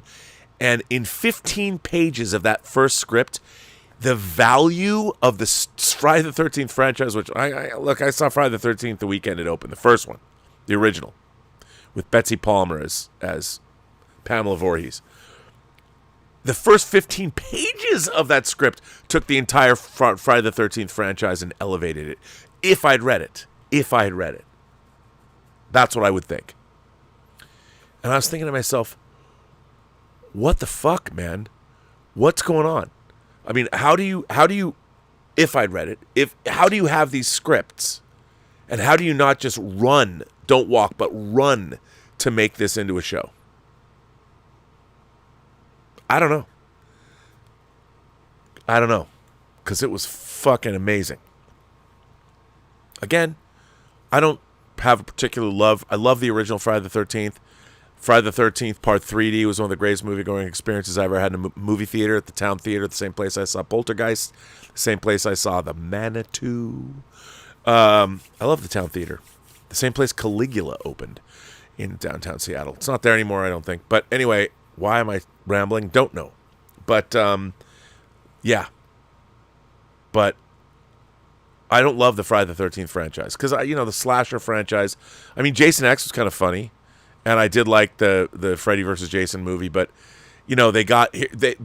people don't remember this, but the first Friday the 13th movie with makeup effects by Tom Savini was heavily criticized. And when they did Friday the 13th Part 2, they had to cut some of the violence out. You could tell. I don't know if Mark Elfendahl was a guy that I grew up with, and Mark Elfendahl, we were all going to see Friday the 13th Part 2 at the John Dance Theater, and he was like, hey man, are we going to see some splatter? And I said, well, I would assume so. And there was the picture of Mrs. Voorhees' head on the cover of Fangoria, and Mark had screamed out before they opened the refrigerator door in that movie, don't open the fridge. The whole audience erupted. I don't know why I remember that, but it's a vivid memory I have. Anyway, I am just rambling. I don't even know what I am saying. This is all because Nate Dogg got me started. And that, by the way, the oops, I farted, your tip, that was very funny. That was very funny.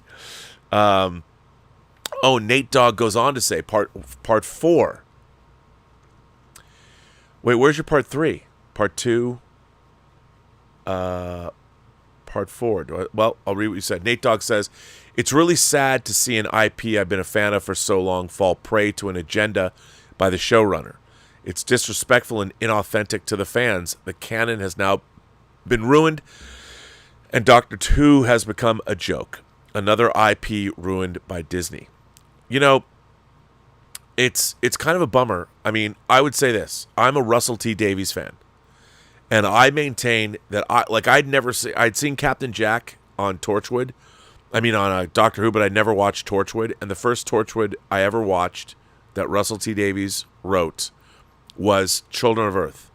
5 episodes, directed by Euros Lyn. And I got the disc. Somebody told me they were good. And I'm like, okay, I'll watch it.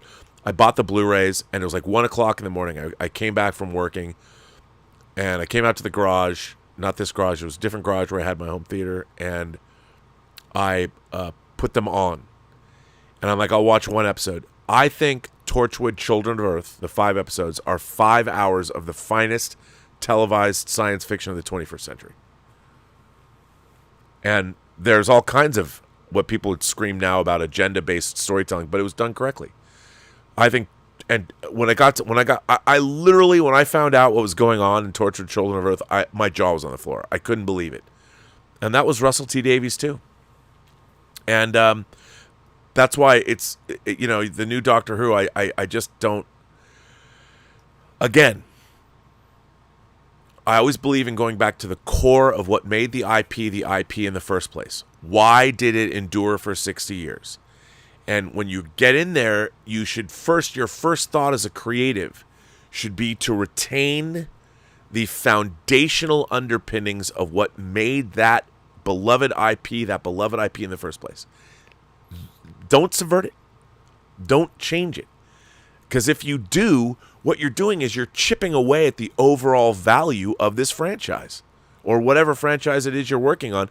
But there's nobody at the corporate level. I would say the only person that works at Disney is Steve Asbell, who I like to call the quiet king of franchises. And Steve Asbell is the president. Well, they put somebody above him or co-presidents. I don't know what they did, but he's the president of 20th Century Studios. He's responsible for Prey on Hulu, the Hellraiser Hulu reboot. He's responsible for The First Omen. By the way, do not sleep on The First Omen. The First Omen was way better than it had any right to be. It should have done better in the theaters. Kingdom of the Planet of the Apes and Alien Romulus. Getting Fede Alvarez to do it. They got other things cooking. That new Predator thing that Dan Trachtenberg and him are cooking up. They know what's up. Why they don't give Steve Asbell more control than he has, I don't know. But, hey, Kingdom of the Planet of the Apes is making it could make $400 million. Alien Romulus could be a banger if it's a great banger. And let's face it, Deadpool and Wolverine really is a Fox movie too, even though it's MCU and all that. But what do I know? Mario Lopez says, Rob, what movie should have been a TV show instead? What movie should have been a TV show instead? Okay, well, that's a good question. What movie should have been? You mean, well, I don't know. I mean, all the movies that I love, a movie that should have been a TV show. I don't know. It's hard to say, Mario. I'd have to think about that because the movies that I love, I don't think should be a TV show. And I'm thinking about what movie did I see. I'll tell you. Okay, this is the weirdest thing that just jumped into mind. Sylvester Stallone's Cobra. Why do I say this? Because Cobra, they cut it. It was cut to the bone. They could have done a TV series about Marion Cobretti, 10 episodes, and they could have filled in that storyline and made it good. That's the first thing that came to my mind. What that says about me, I don't know. I know that's probably not what you wanted to hear. Thomas Logan says Joe Piscopo is John Campea and Stephen Baldwin is Little Andy Mercer. Really? Is this going to be in the biopic that Tom Jr. Jackson's directing? That's kind of funny.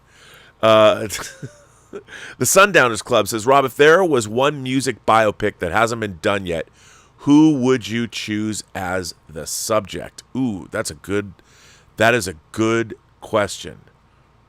A biopic that hasn't been done yet. You know what one of my favorite musical biopics is that isn't really a musical biopic, but it is 24 Hour Party People, because I love Factory Records. And Ian Astbury. I mean, not the Cult. What, Ian Astbury? Ian Astbury is the lead singer of the Cult. Not Joy Division. If you guys haven't seen 24 Hour Party People and you like Manchester music, like New Order and Happy Mondays and Joy Division, you gotta watch that movie. It's great. A musical biopic that hasn't been done.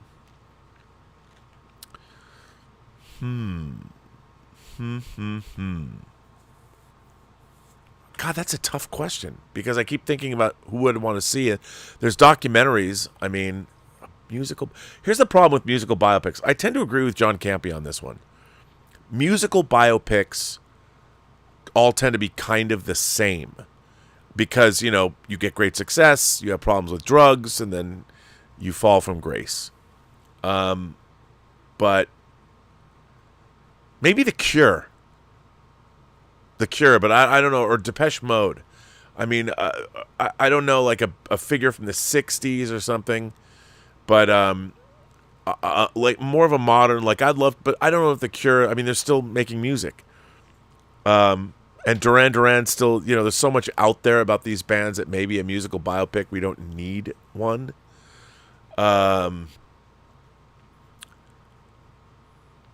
I don't know. That's a tough one. I can't think of one off the top of my head. Now that I'm, now that you have me pondering this situation, I don't know. That's a really good question. I'm being asked things I don't know. Al Renshaw asks, why do creators and actors feel the need to shit on previous creators and ideas and properties? Rachel Ziegler on Snow White and Leslie crapping on Lucas's idea of the Force.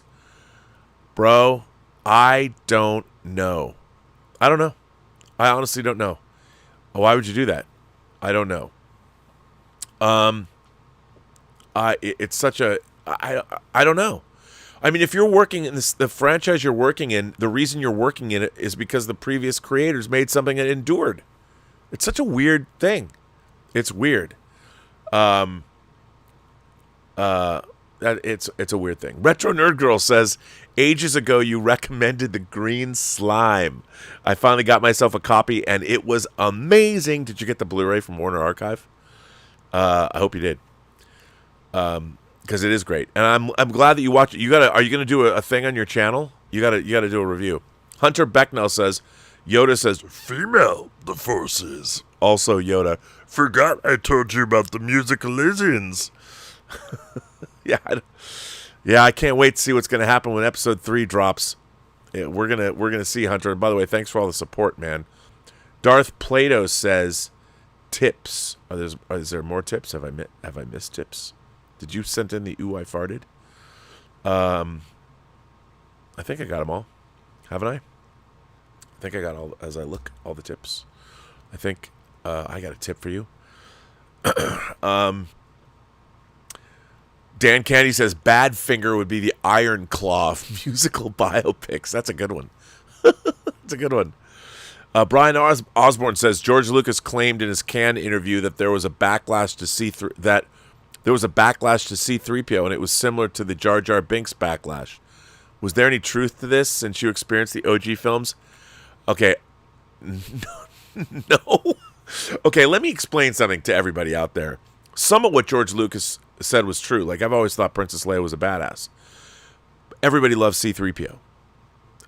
There's nobody that didn't like C-3PO. I mean, people might have thought he was effeminate or something, but everybody loved C-3PO and R2-D2.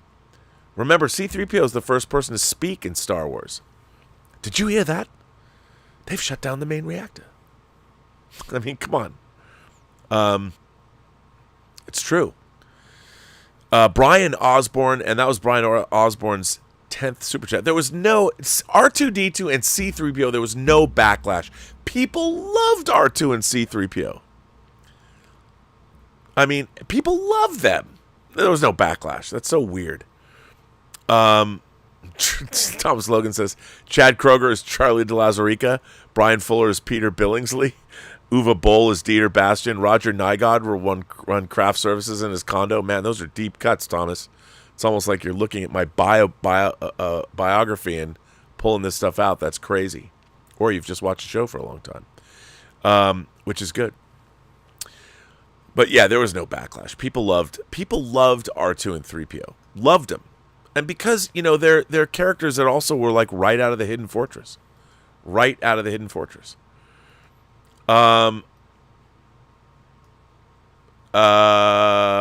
Skelton Strange New World says, Rob, do you ever fear your show is becoming such a hotbed of social conservatives that liberals and Democrats stop watching?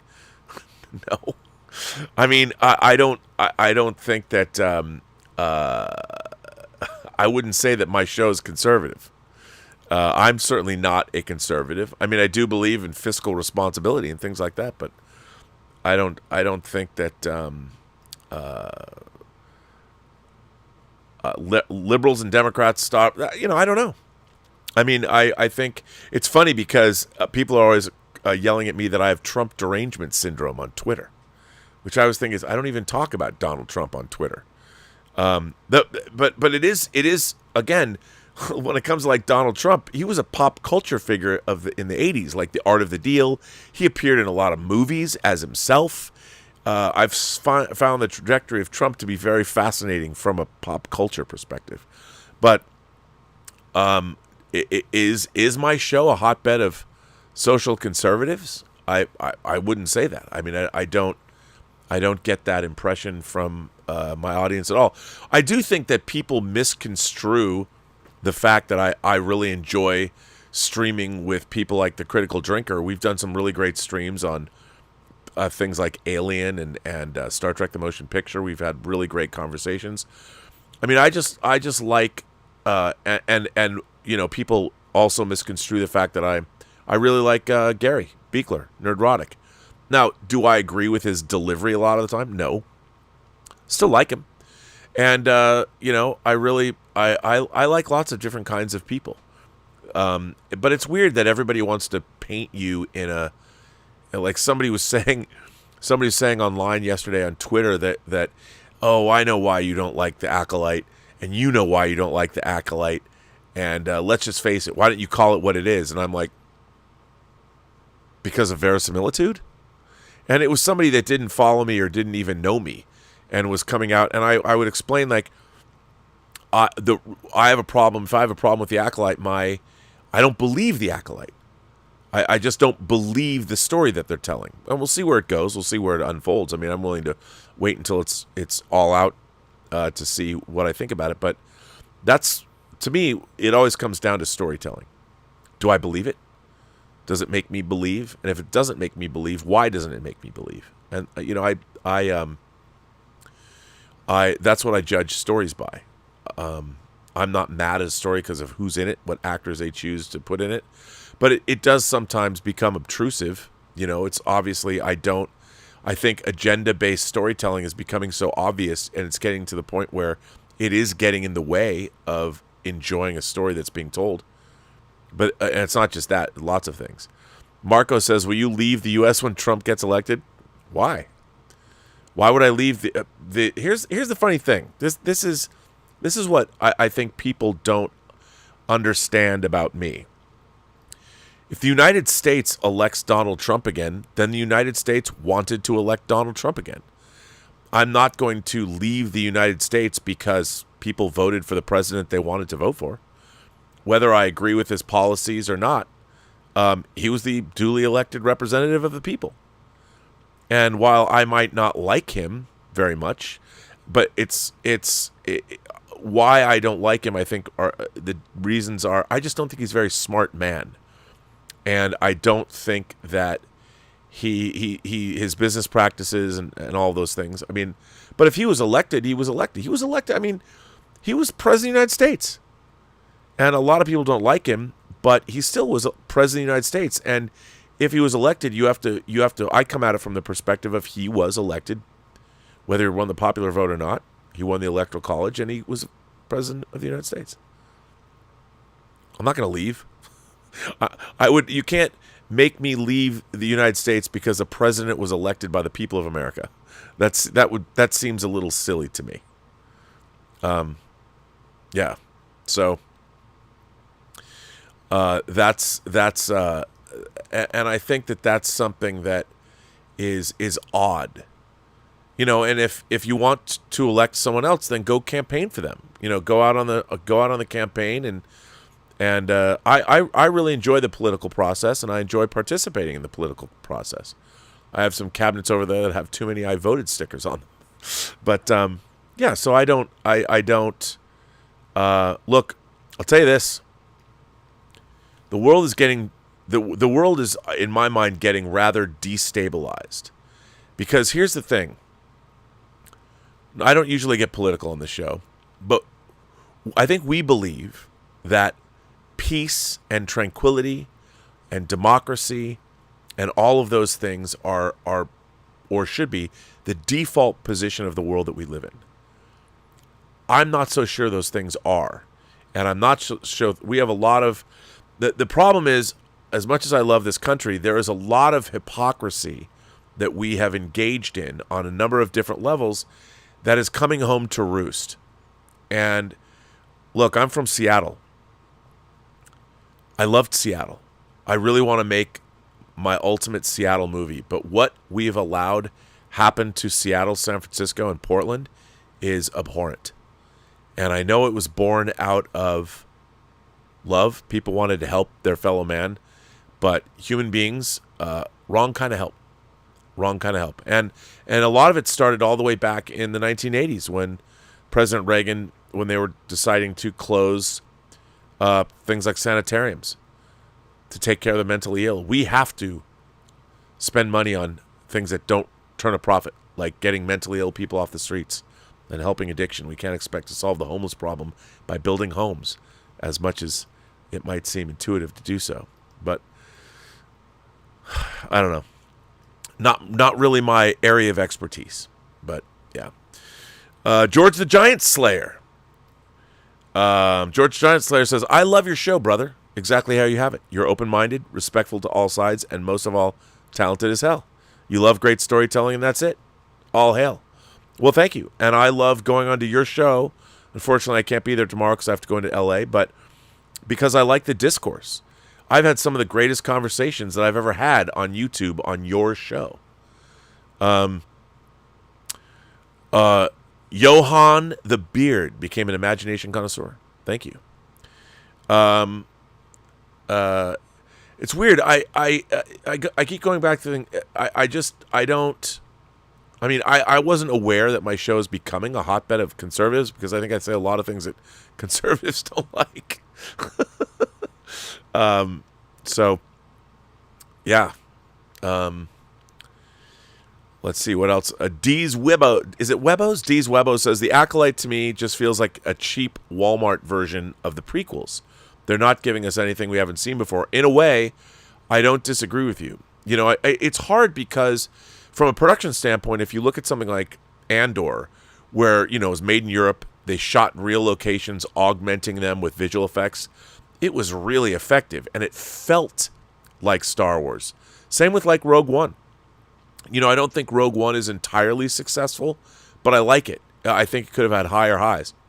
But I like it. I think Disney was afraid to go as far. I mean, that movie's pretty dark, but they were afraid to go as far as I think that people wanted to go. But Andor feels like Star Wars. It's weird to see stage-bound Star Wars and you don't see real natural locations. There's some. Darth Plato asks if I got your Shogun letter. You know what? I always forget about your Shogun letter. Yes, I did. Marcos says, I did. You know what? I got to read that. I will not forget that. Marco says, actors threatening to leave are like petulant kids. Are actors threatening to leave? I don't know. Look, here's the thing. I respect anybody that has beliefs and sticks up for those beliefs. I might not always agree, but I think that people who stick up for their beliefs in a mature way and understand that there are other people that have opposing beliefs. And I think that we have forgotten how to talk to one another. And we'd rather hate one another than sit down and have a nice conversation. And I grew up in a world where people talk to each other, man. It's weird. I think social media has... I mean, the stuff people say to me... I get a lot of people that say shit to me. I can't believe people say the stuff they say to people they don't really know. It's wild. I'm like, man, you don't even know me. You've never watched my show, and you're accusing me of all kinds of things. It's kind of bizarre. It really is. It's strange. Mario Lopez says, if you had to leave the U.S., where would you go? Ooh, there's a couple of places. First of all, probably Spain. And Mario, I come visit you in Portugal. I really love Europe. France, Spain. I love Spain. Yeah, I mean, I've had great experiences traveling. I love New Zealand. You know, I really liked... I mean, it wouldn't be very fun because I loved South Korea. I loved Seoul. But the problem is, it's a pretty homogenized culture, and I couldn't, like... I couldn't go up to people and go, hey man, what's going on? But Spain. I've been to Spain. Of all the countries that I've been to, I've probably been to Spain the most. I'm down with Spain. And I'm sure Portugal is pretty great, so I'd come visit you too. But yeah, I also love, you know what I really loved? I love Denmark. I love Copenhagen. My friend Sina lives there. And I loved it. I loved Denmark. I really did. I thought it was great. I love most places, though. But yeah, if I left the U.S., probably those places. Although, might be unpopular to say, you know where else I went and I loved? Israel. Tel Aviv. I loved Tel Aviv. What a town that place was. Of course, it didn't hurt that they were honoring me and showed my movie and stuff, and I lectured it. But I loved it. It was the people, man. For me, it's the people. Where are the people the most fun? And Spain was great. But there's places I've never been to that I want to go to. Like, I've never been to Italy. I've been to France. I've been to Germany. I've never been to Italy. Never been to Ireland, which kind of sucks. So, got to try those two. Ryan says, after The Acolyte, I am done going to marriage counseling with Star Wars. I'm done. That's actually really funny. That's funny. Going to marriage counseling with Star Wars. What a great, that's got to be a skit somewhere. Someone's got to, that was very funny. That's really great.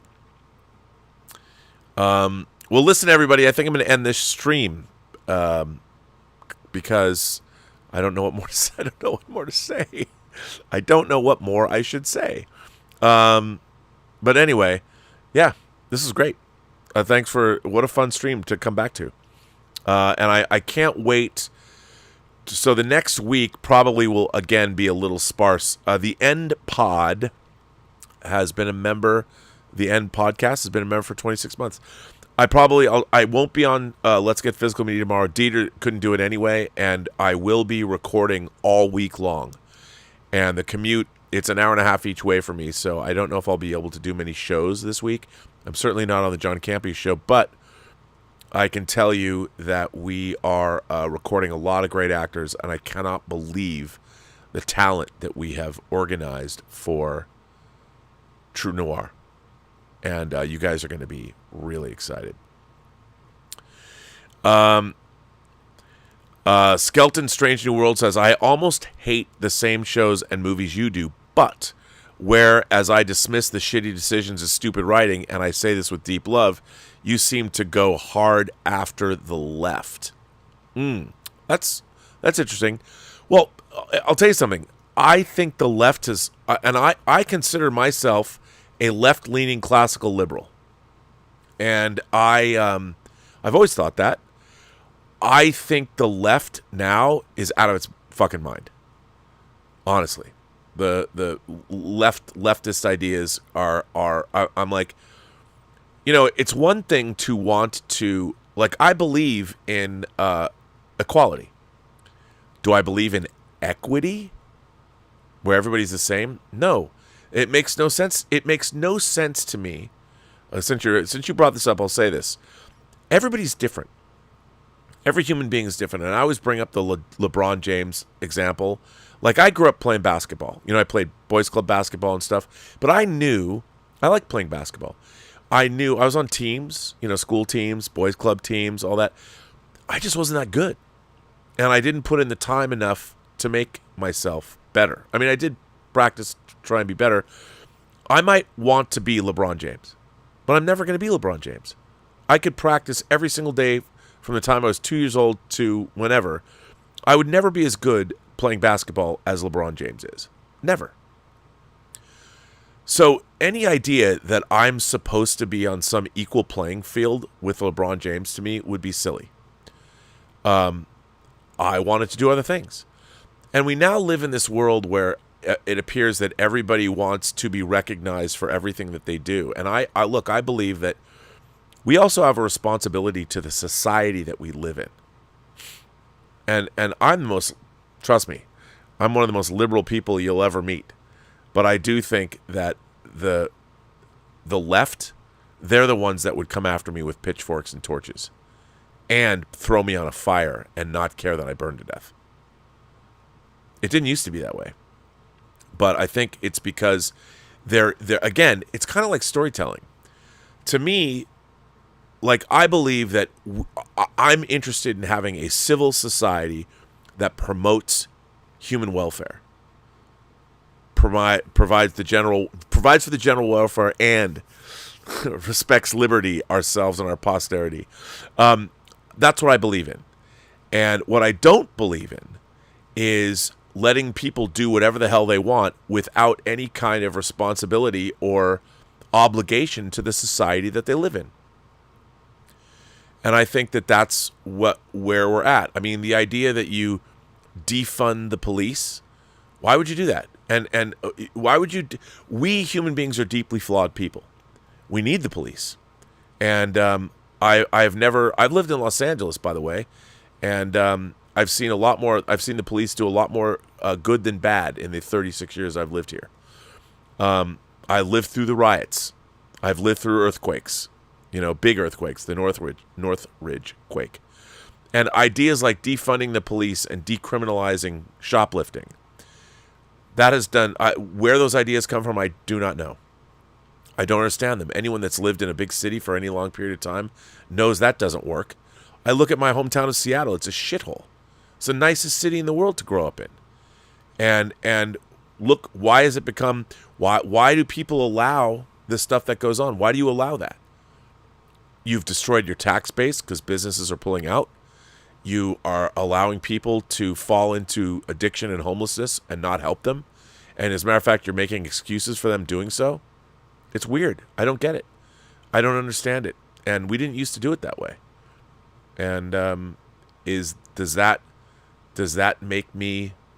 I mean, look. I don't think there's any human being in the world that can look at Seattle, Portland, and San Francisco and make a case that those cities are better off now than they were 15 years ago, or any of the people in them. And call me whatever you want, but I think that's a pragmatic way of looking at things. And even in, I've been producing a series. I've been shooting it since 2017 in Portland and seeing what's gone on there just because I go up once or twice a year to shoot. It's unbelievable to me. And I think that's, whether that's right or left thinking, I think it's a humanistic way of thinking. And I think that we have an obligation to do we want to have a civilization or not? That's what I'm interested in. I am a civilizationist. I've said that on the show many times. I believe in the human animal. I believe in the fact that we're capable of wondrous things. I also believe that we need structure and we need policing and we need things that make sure that we don't get consumed by the darker parts of our own nature. And that's what civilization is. Civilization is all of us together building a society that we all live in together and move forward. A society that is equal under the law, a society that hopefully fosters all kinds of creativity and thought. And look, I'm also a capitalist, but capitalism without accountability is insane. And we've allowed things to go into a pretty wacky direction, which I don't quite understand. That's about as political as I can get right now. I haven't even been drinking. Instead of water, I'm sure somebody's going to get pissed. But look, and I like people. I like all kinds of people. I like people that are all shapes, sizes, colors, and creeds. I think that I also believe that we should all want to live in this civilization and want to contribute and participate. I do not believe in multiculturalism. I believe that we have a melting pot and all cultures, we take the strengths of cultures and feed into something that's greater than the sum of their parts. The American experiment is great because it requires all different cultures to participate in the American experiment. And I think that's what makes us great. It's not cultural appropriation. Everybody takes what's best from their culture and adds it to a culture that's even better. And I think it's great. And that's what makes America great, if we choose to pursue that. Everybody has value.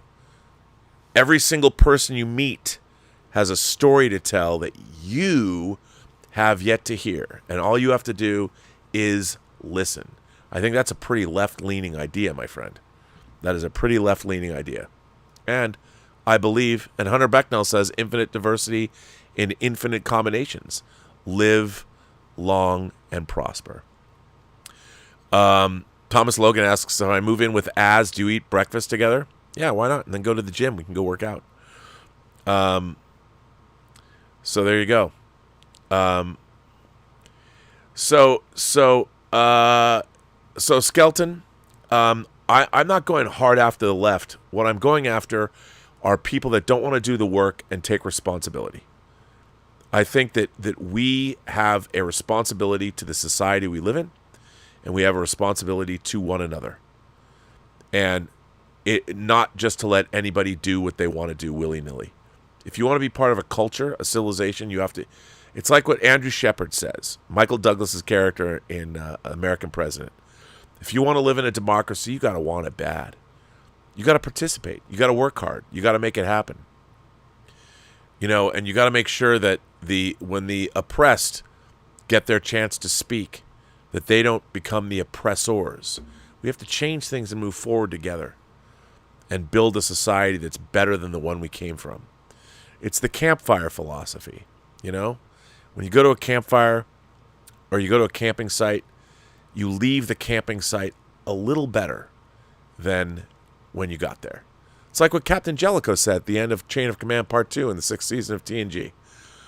You know, people didn't like Captain Jellicoe at first, but I did. Captain Jellicoe was a wartime captain. He was brought to the Enterprise for a specific reason, and he was really good at what he did. And you know what? The Kumbaya crew of the Enterprise needed a kick in the butt, and they got it. And when Captain Jellicoe returned command of the Enterprise D back to Picard, what does he say? I think I left your ship a little bit better. And he was right. He did. And on that note, love you all. Thank you all. This was a great show. Thanks for hanging out with me. It was a lot of fun to be here. There's a lot of you here, which is fantastic. So thanks for coming back. And again, we will have membership calls next week. I'm sorry, but look out for True Noir. I think you're all going to love it. I'm so proud of what everybody's doing. I'm mostly proud of what Max Allan Collins has written. I'm so privileged to be working with someone like him. The material that we've got is some of the best I've ever read. And I'm a big detective noir fan anyway. And when you guys, the cast is insane. Absolutely insane. But I want to thank you all for being here. And I will get the website back up. People have been able to send me letters, and they're upset by that. And I'm upset. You're upset. So hopefully we'll change those things. And maybe I'll just make a direct email and put up my email so people can send me letters directly. Our website's down because we're revamping everything. Changing over to our new company. True Noir is being produced by my new company with Mike Bodden, which is Imagination Connoisseurs Unlimited, and we will be making an announcement, a trade announcement, probably either at the end of the month or the beginning of July. So very excited to continue on with this project, and I'll tell you more about it in the coming weeks. It's really exciting. So True Noir, The Assassination of Anton Cermak, by Max Allan Collins from his Nathan Heller casebooks. Very exciting. I already said the whole thing about telling a story. But anyway, I want to thank you all for being here. I want to thank my moderating staff. I want to thank everybody that generously supports this channel via super chats and tips. Thank you so much. And yeah, I'll be curious to hear what everybody thinks about Acolyte Episode 3. And I have to tell you, you know, there's a lot of cool stuff. If you haven't watched Dark Matter, I recommend that. Look, I think everybody should go see Furiosa. I really do. And there's a couple. What's that animated science fiction show that just dropped? I forget. But we are getting some cool stuff. And there's a movie I think that should be on your radar that stars Demi Moore that was big in Cannes called The Substance. The Substance. So look out for that. And here's another one. A Spanish movie. Don't read anything about it. Don't read anything about it. It's called, I kid you not, The Coffee Table. But I'm going to warn you. But don't read anything about it. Go watch The Coffee Table and get back to me and tell me what you thought.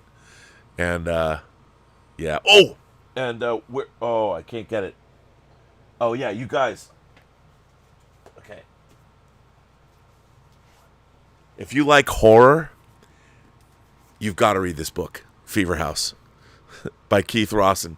Now, I discovered this book because both Owen King and Stephen King were tweeting about this, to be truth be told. This book is fucking metal. It's been a while since I read a horror novel that I've had this much fun with. This is great. I do have Stephen King's new book of short stories, which I haven't read yet. But Fever House, man. This book is fucking bonkers. It's pretty good. And look, Darren Aronofsky's Pie in 4K. Who would have thought? And on that note, I'm getting out of here. I'm rambling. I will see you all on the next show.